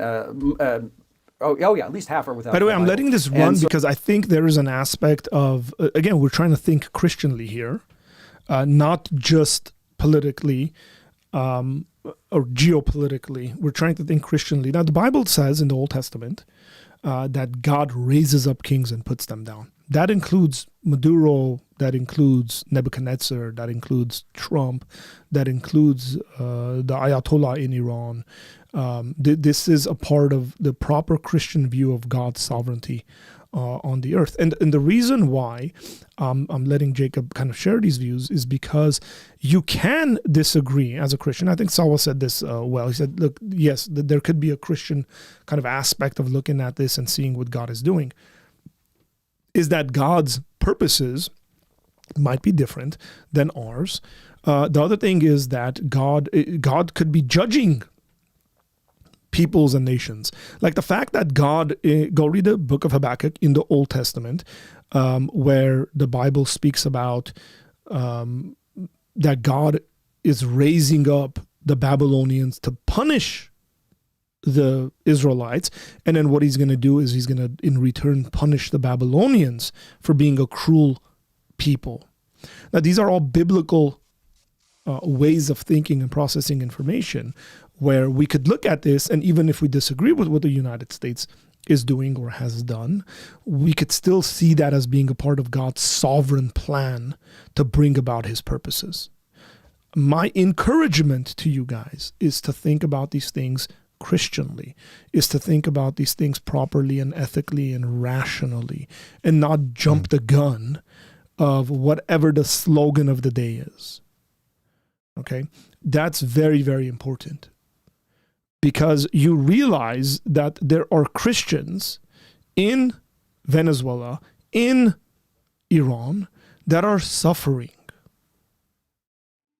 That even regardless of what the decisions might be of higher political, whatever, individuals, the reality is that God can redeem situations like this. Now, this is us thinking about things theologically. And by the way, for those who might sit there and say, well, you're justifying actions. No, I'm not justifying it. You can criticize a thing and yet see God's fingerprints and God's activity in the world. Those two things could simultaneously exist within a biblical perspective. It might not exist in their perspective, but in the biblical perspective, it could definitely exist. And so, for example, the Bible says that the Son of God came in the fullness of time. And the fullness of time there means a bunch of things. One of those things, actually, in the fullness of time, it means it has to do with kind of the Pax Romana, the peace of Rome, the Roman roads that allowed Christian missionaries to go and preach the gospel all across the world and all that stuff. But you realize that Rome and Roman governmental system was a pretty corrupt and dictatorial system. But nonetheless, it was the fullness of time. Again, thinking Christianly here, that's very, very important. Not trying to negate from the topic, however, a question, would Dan be a good mentor in apologetics? Absolutely. Dan's a brilliant individual. He's been doing apologetics for a very, very long time in various capacities.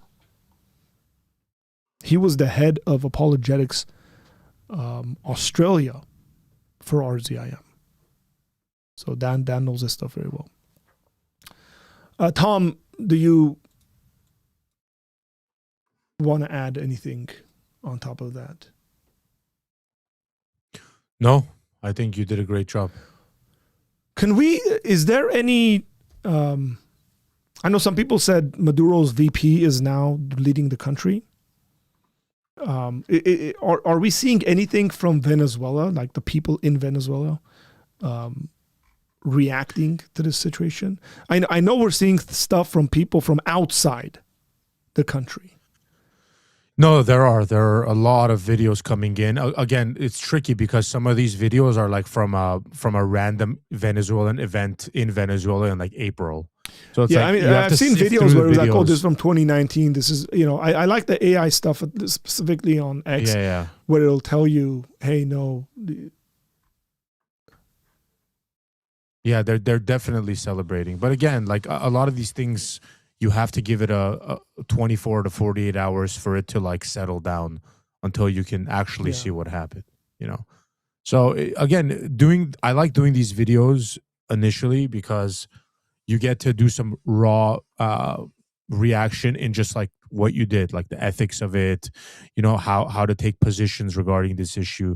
But then later on, as the evidence starts coming in, then you can make more informed decisions. Like it's okay to say it looks legit right now, and then like a few days later say, you know what, initially it looked legit, but I'm having an issue with something. Like for example, when Trump came out today and said, we did this, we got him, it was clean, we didn't lose anyone, we just had a helicopter get a little bit of damage, and then he's like, now we're gonna run the country. And then I was like, I mean, I get what he's saying, but again, this is like where wisdom comes in. Like, even if you're saying you're gonna you're gonna have some control over the situation, like there's a better way to say it.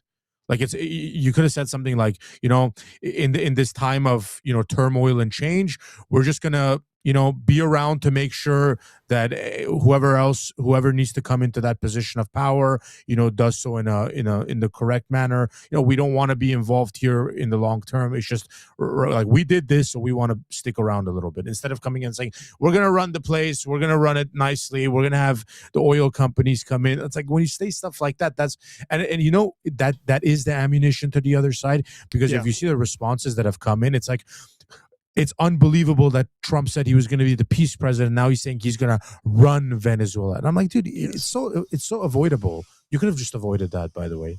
It's easy. Because you know what the thing with Trump is tomorrow, Arthur? Like tomorrow it could come out that like they decided to put the other lady in position of power. US gets out and has nothing to do with them anymore, right? And then people will be like, oh, so that wasn't what Trump was saying. Like, we weren't actually going to run the country. But it's like, until that happens, we have to like be like, what did he mean by run the country? Is he going to run the country? And then a bunch of opinions come in, and then usually with Trump, well, this is why, like in the modern world, consequences. Tom, this is why in the modern world, we need to learn to slow down. Like things like this happen, and then 15 minutes later, people forget about it and they move on. And we shouldn't. Just wait for information to come in. This is the whole situation with Candace Owens. By the way, Candace Owens, who made a comment on this, where it's like, wait for all the evidence to come out. We'll make judgments when everything comes out. What did Candace say about this situation? Let me read it. Just Israel, that's it. Hang on. I gotta read it.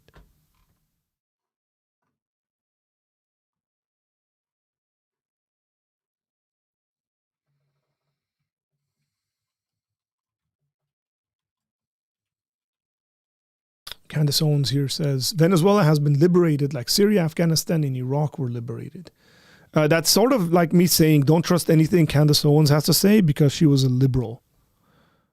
She was a leftist when she was younger. Same logic, by the way. The CIA has staged another hostile takeover of a country at the highest of globalist psychopaths. That's it. That's what is happening, always, everywhere. Zionists cheer every regime change. There has never been a single regime change that Zionists have not applauded, because it means they get to steal land, oil, and other resources. Maduro was trafficking drugs. Only the Mossad and the CIA are allowed to do that.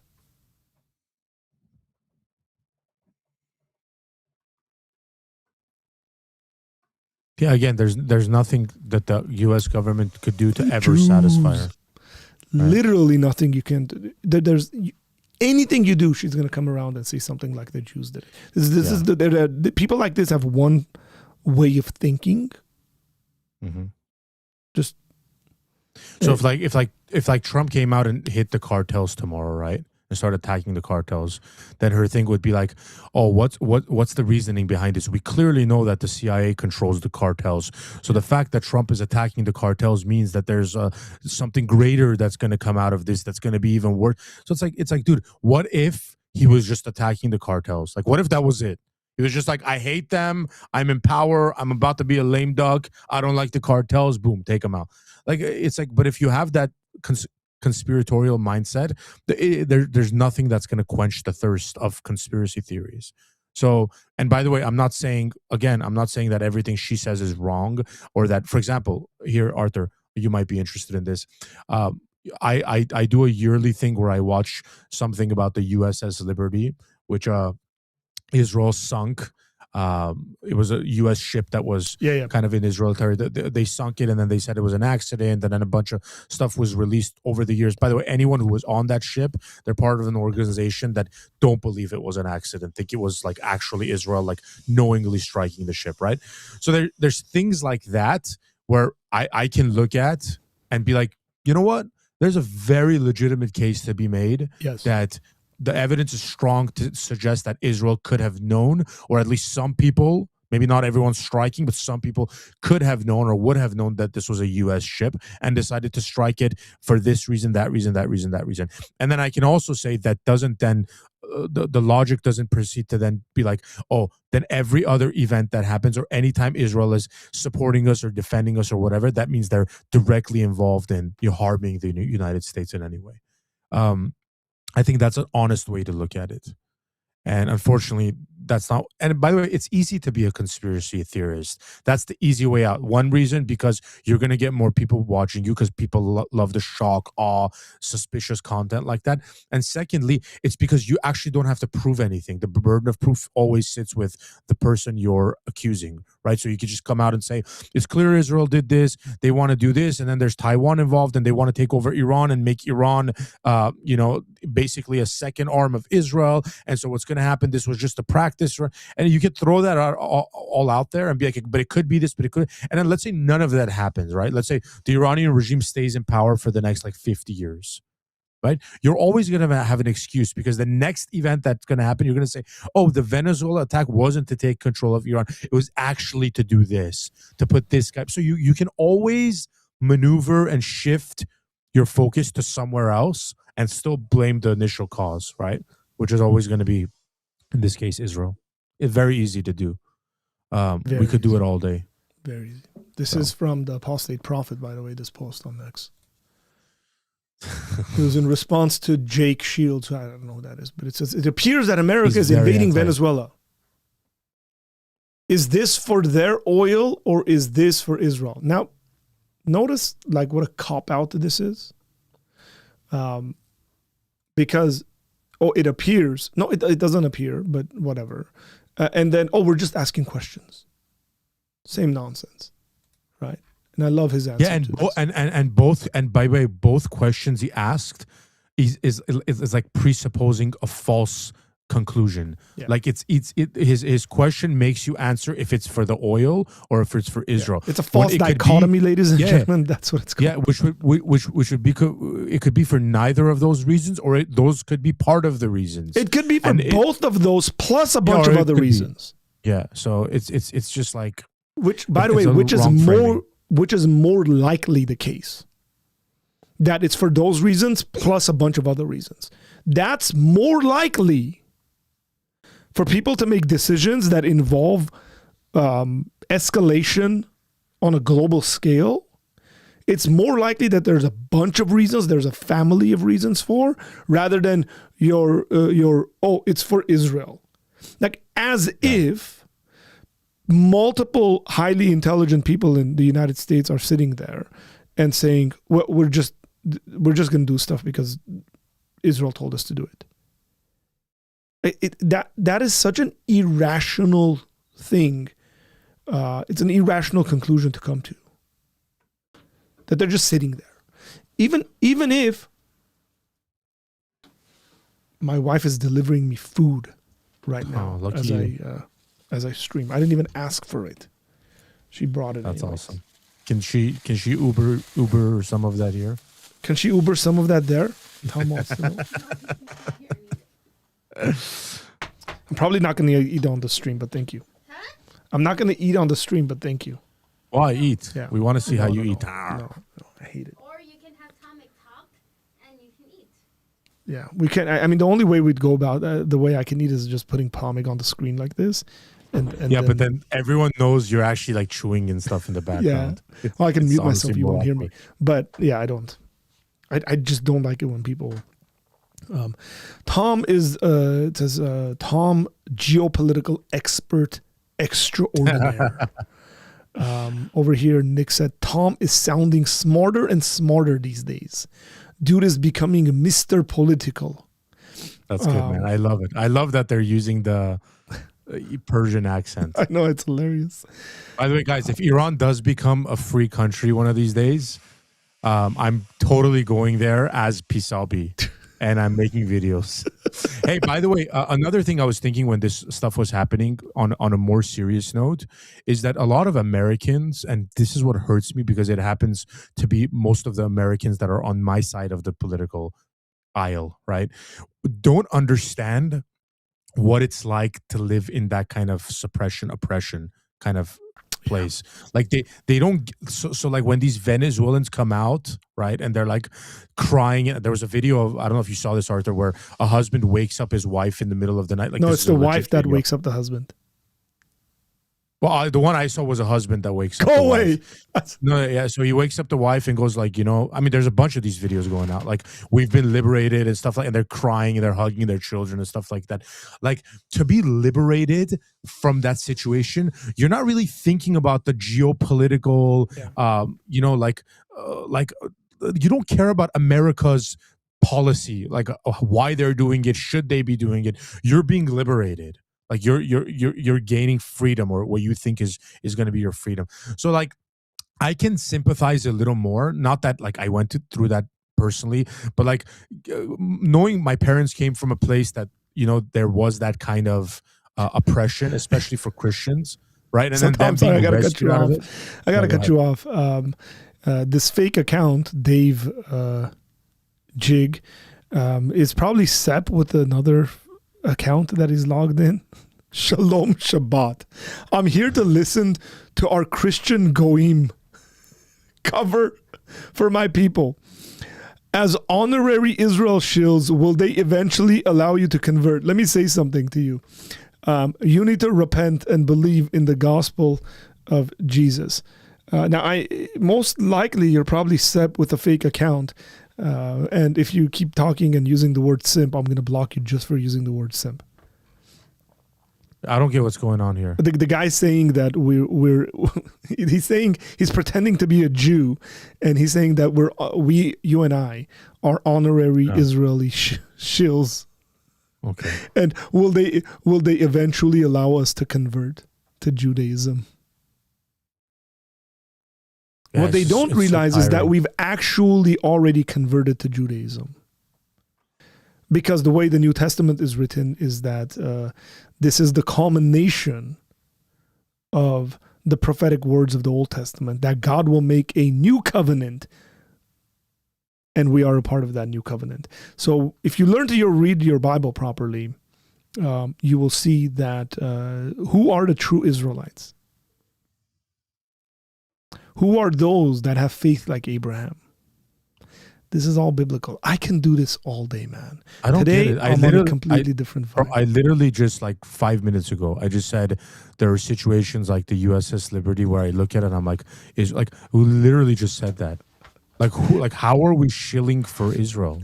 Bro, I've literally came on this live and said in the beginning of that October 7 massacre, I was like super pro-Israel.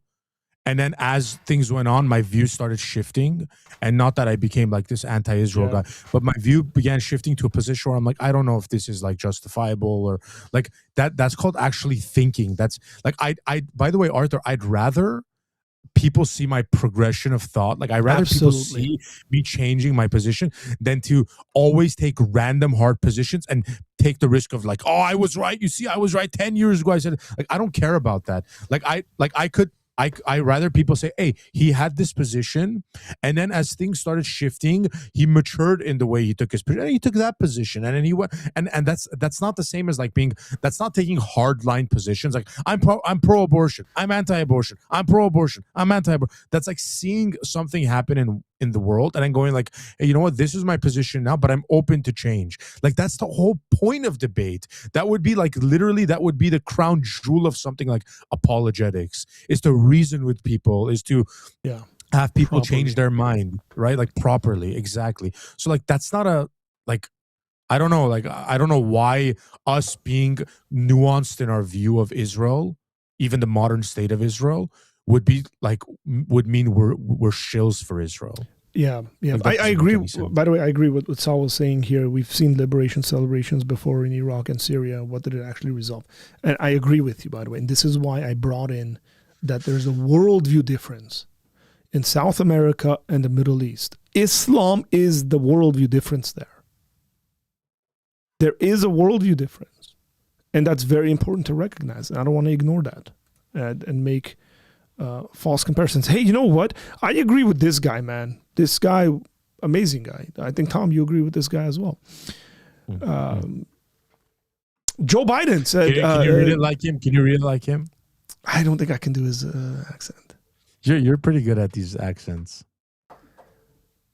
You just have to talk very. Hey, like, man. to the Maduro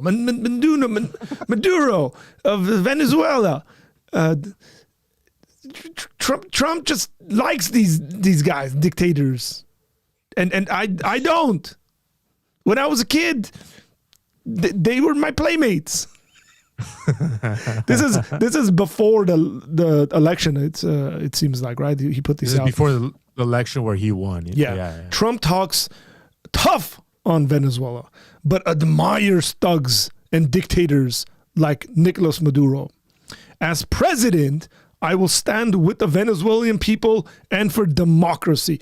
And I suppose Joe Biden has texted Donald Trump saying, "Congratulations, Mr. President. Well done. I was wrong." Yeah. Don't They're hold your hypocrites, man. They're hypocrites. Don't hold your breath. I'm not doubt whether he's actually conscious enough to recognize that. I'm that's serious. I don't know where his health is. I don't know where he's at. Again, these people are like ideological. It's like it's crazy to me, right? Like I can't even, Arthur, I can't even put myself in their shoes. For example, like the left will preach like women's rights and women empowerment and stuff like that, right? But then like they're not pro the women struggle in like Iran, for example. None of it's silent on the liberal end, by the way. Yeah. It's like they don't care about the women in Iran because then it goes into another conversation with them, right? If they support the women in Iran like taking off their hijab, then they have to turn to the hijabi women in New York that are liberals and be like, take off your hijab. Just, like it's a messed up worldview. It's like it's never gonna make any sense. Which is why when it comes to situations like this, and you go like, oh, wouldn't Joe Biden be celebrating? No, because right now it wouldn't fit his political ideology. They right? won't. They won't allow it. The Dems don't allow it. It'll be So all it's sorts of like if he comes out right now. He hasn't tweeted anything since Christmas, by the way. And I just went on there and see what he said. I would assume he would have to come out. What did Barack Obama say? Let me see.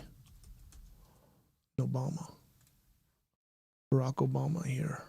Last tweet, December 29, 2025. Nope, nothing. Silence. Nancy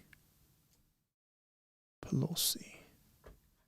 Bro, 6 hours ago. you're not gonna believe this, Arthur. What? You have to play this. Hold on. Nancy Pelosi says Venezuela ruled here. Venezuela is Official ruled White House by an account. what? Look Hang at on. what I just sent you. I will. You have to play Illegitimate regime, but the administration has not made the case that an urgent threat to America's national security existed to justify the U.S. military force. So she's asked. President Trump has made no secret of his intentions to effectively abolish the Congress. I mean, seriously, man. Like, that's a you jump, supported man. Obama dropping bombs all over Pakistan. Yeah. This is not the White House account. Bro, this is great. Guys, watch this. This is from the official. And hide your So I've kids, seen hide this your video, wife. but I didn't think the White House. No, just click on it. Just click on it This with is the full one- audio, please. Yeah, this is the one where he says, "Come get me," right? Just watch it. Start it again. Hang on. Can you maximize that screen? Yeah, just hang on. Give me a second, man. There you go. This is the White House account. Aquí lo espera en Miraflores. No se tarde en llegar, cobarde. And now, if you don't know, now you know.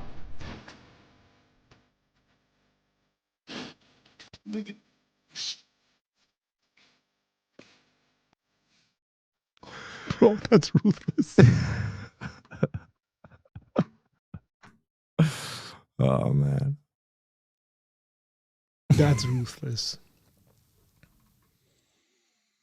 Look, Europeans will never understand. My gosh, this whole thing of like Grok changed this stuff up, bro. Like, somebody whole put trend Grok put Maduro in a bikini, and then Maduro was like, it was the American soldiers holding him, and he was in a bikini.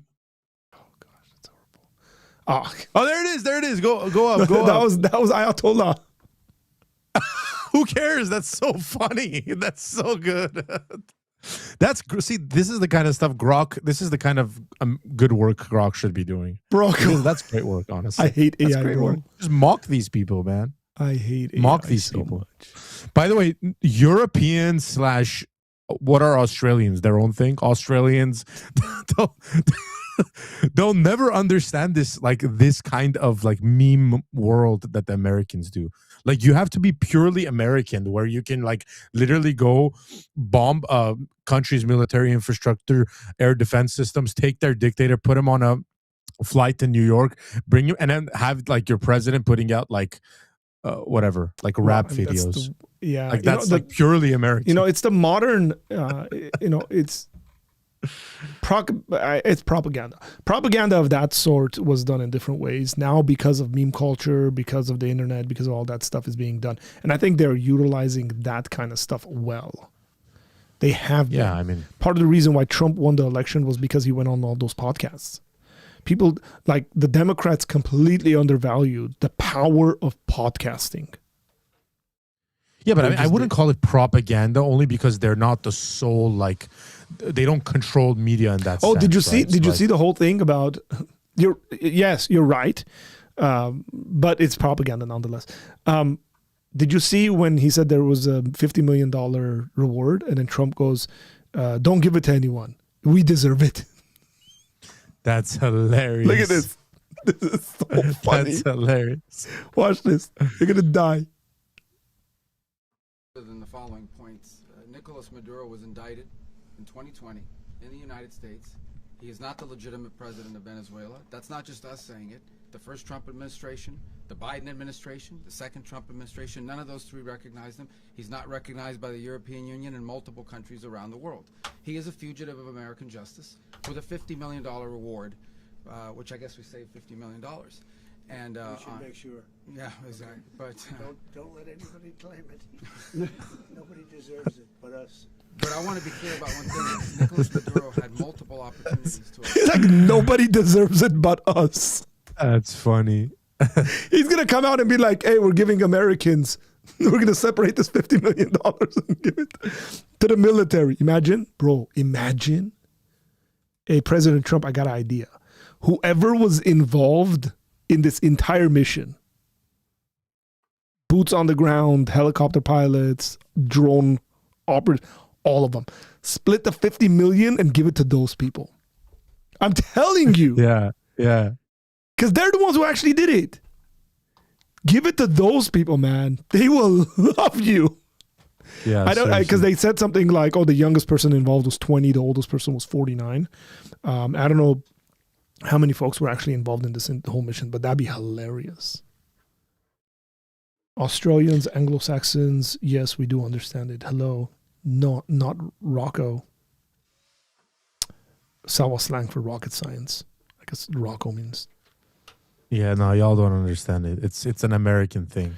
Trump should put the 50 million into a lottery for a single American.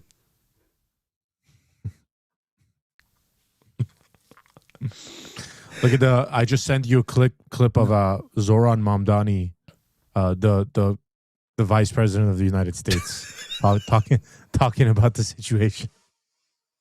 Mamdani has been mayor of New York for 1 day. For 1 day, and he was. By the way, briefed. I do think that there could be legitimate reasons as to him being briefed on this stuff, Tom. Yeah, of course. If the whole judicial process, the judicial process is going to happen. It's going to happen in New York. If they're going to try him in New York and stuff like that, it makes sense. Why? So not to make light of the situation, but I don't know what's going on here. But we'll watch this. Here is the communist dictator of New York, also known as the mayor, because he's against individualism and likes collectivism, and he thinks we should bring the warmth of collectivism back. It's nothing warm about collectivism, by the way, other than the body heat you're going to give to one another because the gas is off and there's no lights and electricity. That's right. That's right. I know you said in a statement earlier today that you had been briefed on the situation with Maduro in Venezuela and soon to be ignored. Were you briefed by the president? Have you spoken to the president? She did not just ask whether he's been briefed by the president. Like, you think Well, you'll Trump... be surprised. You'll be surprised right now if you watch it. I was briefed by my first deputy mayor, my chief of staff, my chief counsel, the police commissioner, as well as other members of my team. I called the president. No, notice nobody from the federal government, and he has to call. He was briefed by his deputy mayor. Yeah, because that they means were on Twitter. That means somebody went to his deputy mayor first, and then Nobody went to his deputy mayor first. What happened is his team got the news and read stuff on Twitter like the rest of us, and then told him, "Hey, this happened. You should call the president." Yeah. And spoke with him directly to register my opposition to this act and to make clear that it was an opposition based on being opposed to a pursuit of regime change, to the violation of federal and international law, and a desire to see that be consistent each and every day. Bro, somebody should dub this. It was an dub opposition this. Based on being opposed. Yeah. Somebody should dub this. No joke. It'll be hilarious, by the way. I'm not going to do it, but you might do this, Tom. I think it'll go viral. I got an idea. You dub that and you say, I call the president in opposition of being opposed to getting rid of a legitimate communist government that we want to instill here in New York. And I view him as my leader, Mr. President. That's right. That's right.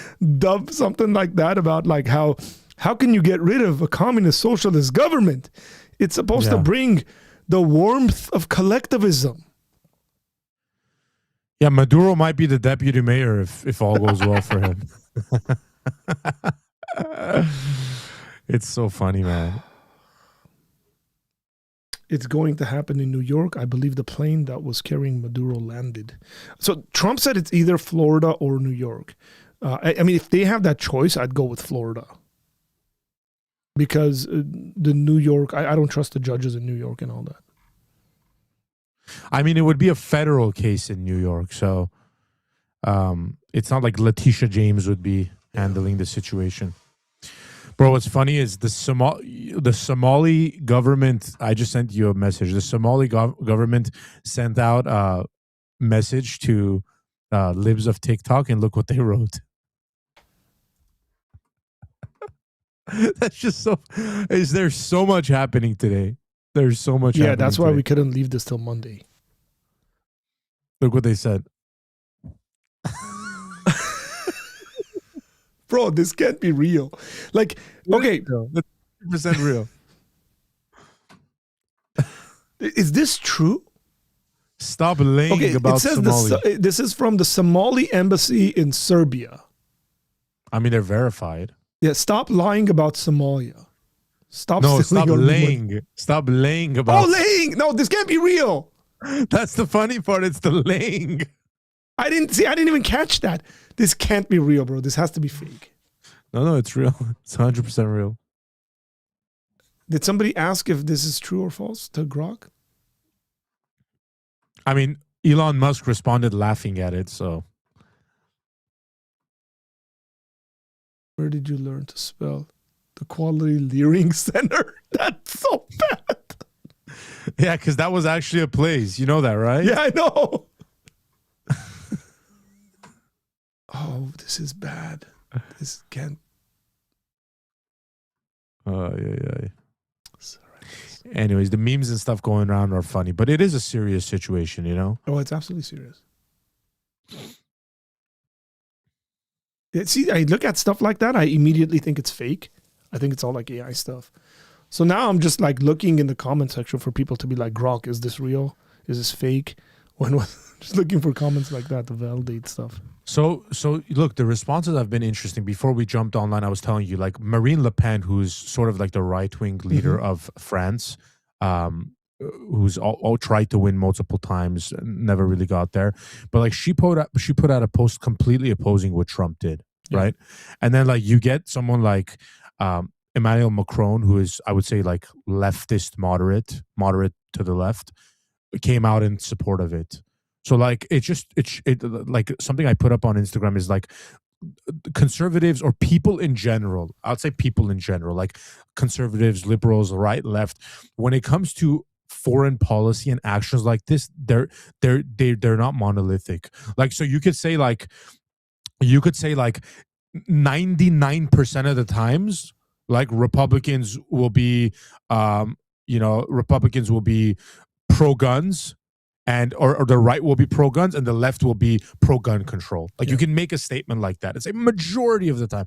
But when it comes to action like this, like foreign involvement and stuff like that, it's really jumbled up. So if you try to put people in boxes, it's just going to fail, right? So you have reason why, ladies and gentlemen, the reason why is because this has to do with geopolitical issues. It has to do with legality. It has to do with morality and ethics. That's why. And this is why worldview matters. This is why if you're going to come at it, the UN is going to make some kind of a statement like, oh, we are against, the United States. And they have. We are against the United States getting involved in governments and so on and so forth, right? But then there's things the UN should get involved in and they don't get involved in. And that means they're morally should be held accountable for that. It doesn't just go one way. Right.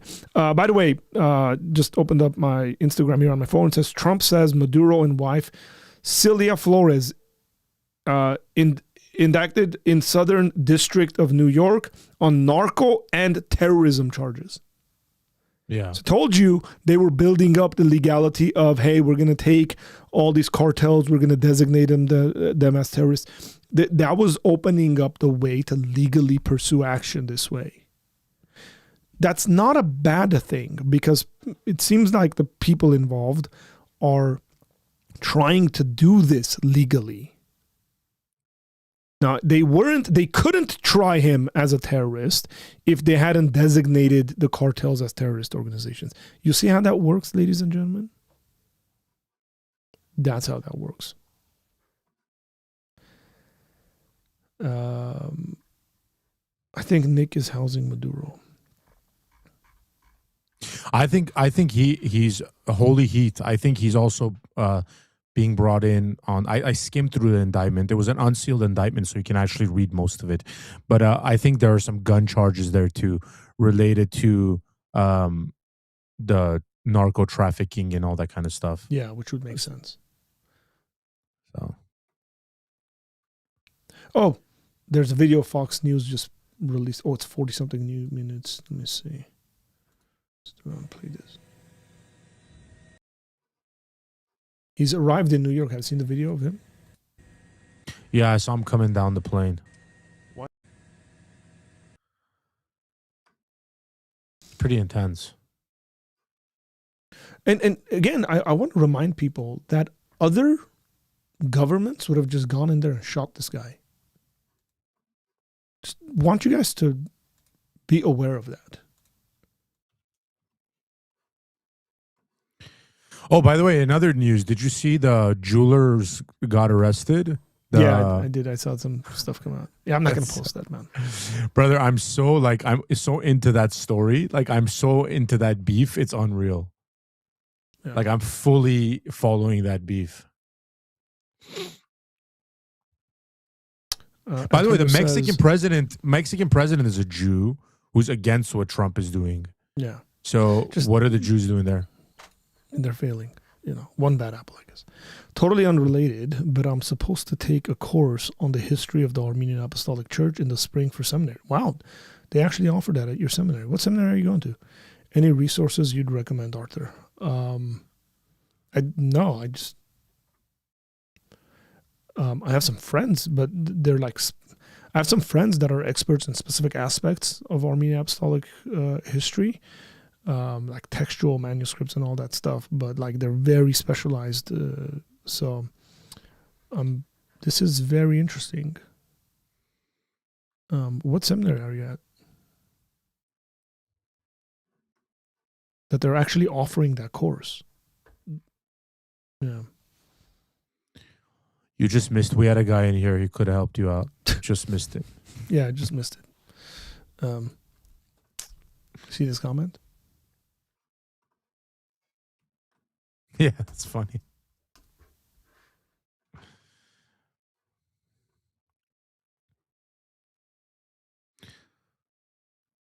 Everyone Man. can talk about Armenians, but Tom can't talk about Armenians. Lame. Oh, is it? I see the spelling there. Okay. Armenians suck, but Armenians don't suck. Bro. Tyndale University. Look at that. A Protestant university offering classes in Armenian Apostolic Church history.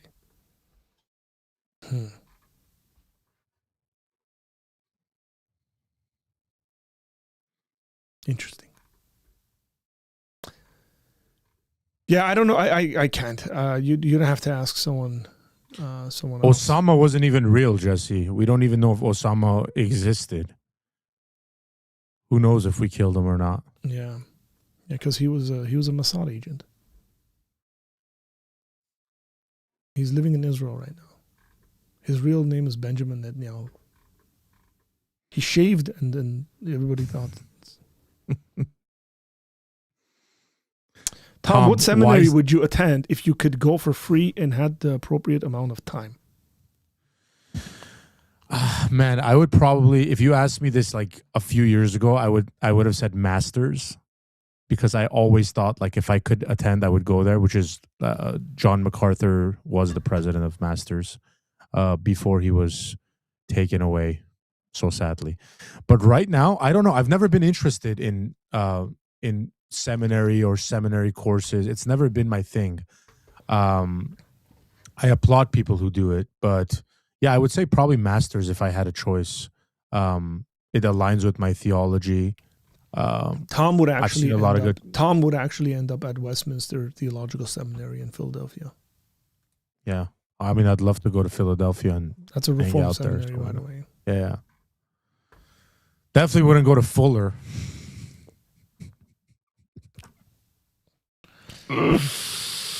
Just kidding. Just firing some unnecessary shots right now. I wouldn't go to Fuller. Firing some unnecessary shots. You know what, Nick? I have thought about it though. There was a time, like maybe 3 years ago, where I was searching online seminaries to take. Like if I didn't want to commit to like actually driving somewhere, but then I heard those are way more difficult. So I was like, I don't know about that. Bro, independent studies is tough, man. Yeah, it really is. Look at that. My wife did a semester at Westminster in Philly. I wouldn't go to Fuller these days. Wow, that's honestly saying a lot. That's honestly saying a lot. For those who either he's on the apple juice or he's being serious right now. I don't know.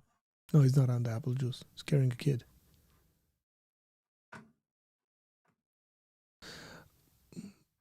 Hang on. Hang on. I don't know when this is from, but that Maduro, most people didn't know this, whatever his many faults, I wouldn't hire him as an economist, okay? But whatever his many faults, has the most socially conservative country. The proper terminology is not economist, it's economologist. But whatever his many faults, has the most socially conservative country probably in the hemisphere. So Venezuela is just a fact. I mean, I didn't make this up. I'm not in charge of Venezuela. Just know. It's just a fact. It's just, he does this all the time. He just says random stuff and goes, it's just a fact. Yeah. It's like everybody knows this. Everybody knows they love Jesus and they're all like socially conservative and like people get married and have just multiple children. It's a fact. noticing. Like, so does Nigeria. that Like, Venezuela has banned pornography, banned abortion, banned gay marriage, banned sex changes, and banned usury. You don't have credit cards with 40% Look, he's gonna he said all these things, and then his entire focus is gonna be about usury. interest in Venezuela. Okay. That Maduro, most people didn't know this, whatever his many faults. And that's the wouldn't reason hire they him as got an him, bro. economist, okay? It was because that's the reason. also, Venezuela is so such what? an amazing country that everybody would want to move there and live there. Especially by the way, Tucker Carlson. there are like Islamic countries that are super socially conservative, Yes. and would and ban gay marriage and ban abortion and ban whatever pornography and ban many more stuff than that are socially conservative. That doesn't mean like we support them. Somebody that's wrote, insane. conservatives don't brutally slaughter those they disagree with at the point of a gun killing. Yeah.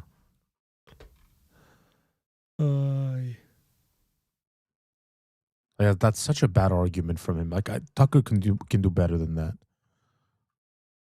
That's weak stuff. Tucker can do better on a lot of stuff. It's just a fact. Mm-hmm. Just a fact, bro. You know that? No argument. Just a fact. Tucker Carlson. Tucker lost all credibility when he said Sharia law wasn't that. And what's up with him with like Sharia law and Islamic stuff, man? It's really weird. This is what's up. Super weird.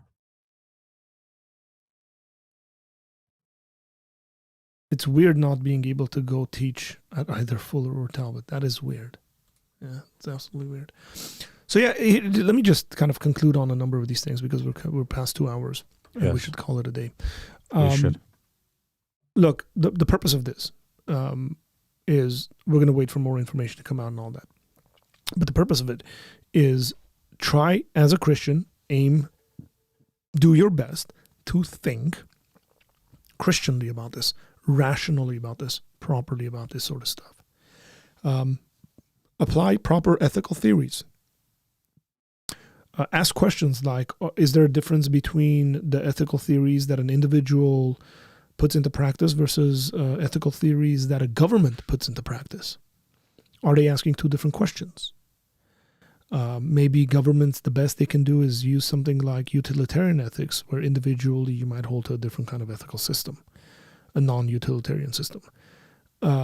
If you don't know what those terms mean, like you know what utilitarianism is, or what utilitarian means, you might need to go crack open a book and read a couple of things before you come up with ideas on some of these things.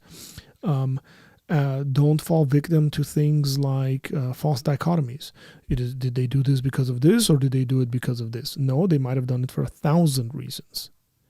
There could be a lot more reasons, and those reasons don't necessarily have to be conspiratorial and secret. They could be actually very widely known. Is the United States going to benefit from this situation when it comes to oil? Yeah, seems like it. But does that also mean that the people of Venezuela are going to benefit from it? Well, they were up to the 1990s. They had a really good economy. People were really well off.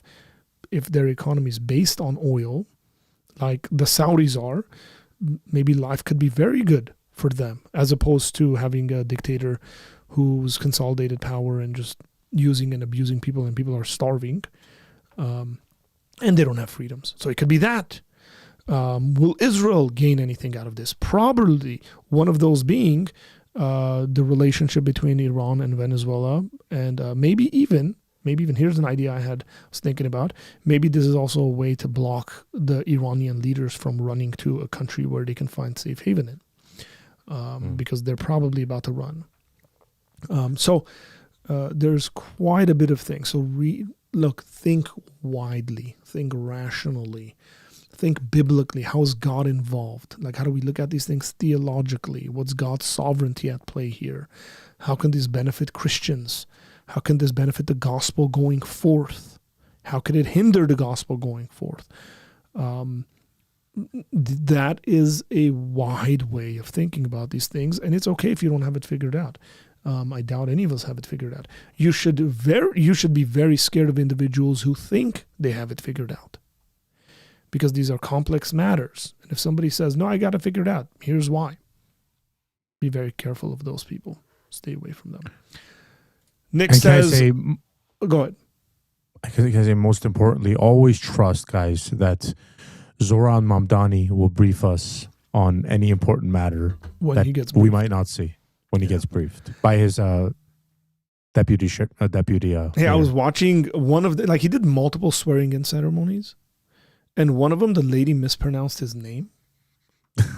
She said Zoran Mamdani.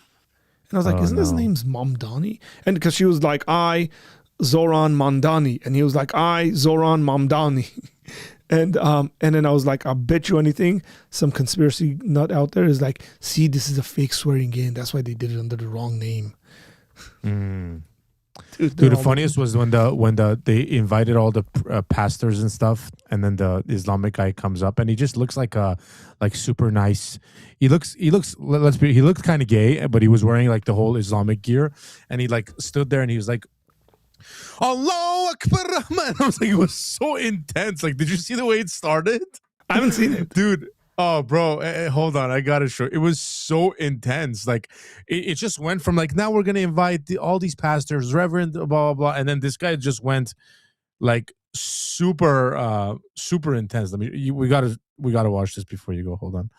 Mamdani inauguration. And I was like, bro, easy. Like, you could have went a little easier here, you know? Like, was it at the beginning or at the end? Here, I'm gonna give you the exact time that this happens. It was hilarious. Oh, I found him. Did you He's find wearing it? a white turban? Yeah, it's like right when he comes up. Like, do it right when he comes up. Was there an Indian flag up there? The whole thing was so weird. Oh, that's not Indian flag. Sorry, it's not Indian flag. My bad, guys. Just what? Oh, AOC spoke. Great. Yeah. It's just a communist, gathering, I guess. Now they got their best friend is on the way to meet them.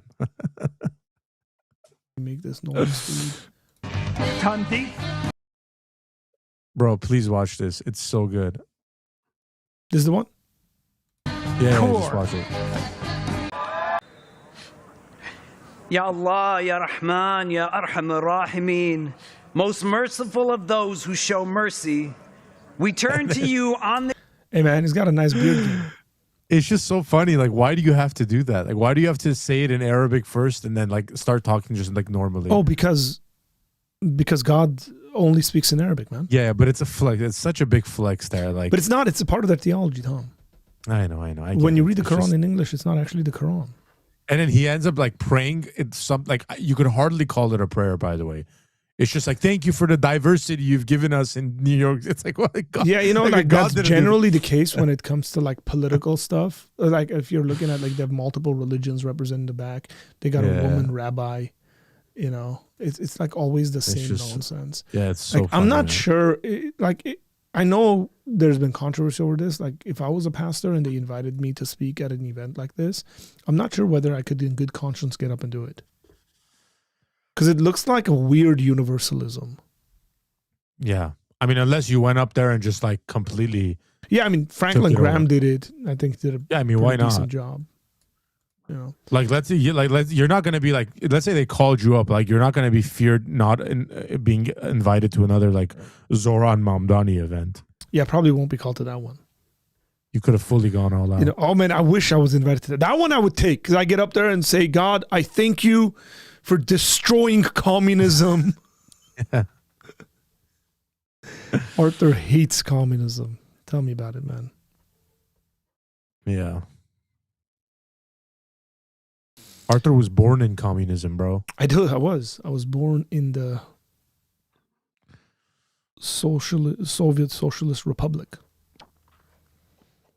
SSSR, as my birth certificate says. USSR.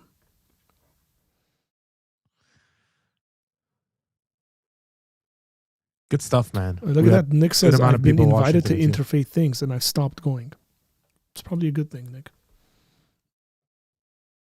Yeah, wasn't going to do this. Now I got to do a bunch of other work. But Nick asked me whether I'm preaching tomorrow. Yes, I am. I'm actually preaching at a different church tomorrow. When are you preaching? During our church service? Yeah, 10 a.m. Man. I know. Man. I am. Okay. All right. Well, all that said, thanks for doing this, Tom. Appreciate you. Guys, I give my heart to you. Mamdani gave his heart to people as well. Did you see that? He gave his heart to everyone. Did you see that? I saw that. Yeah. Huh? Yeah. How come they're not making an issue? Because he did it a little slow. Like he went. No, same gesture. But Elon was a little like, yeah. Yeah, because Elon is, he's got issues. For those who haven't recognized. So here, before you conclude, just ask you the question. So far from the limited, are you pro these strikes and what happened to Maduro? Look, I think legally they're in their right.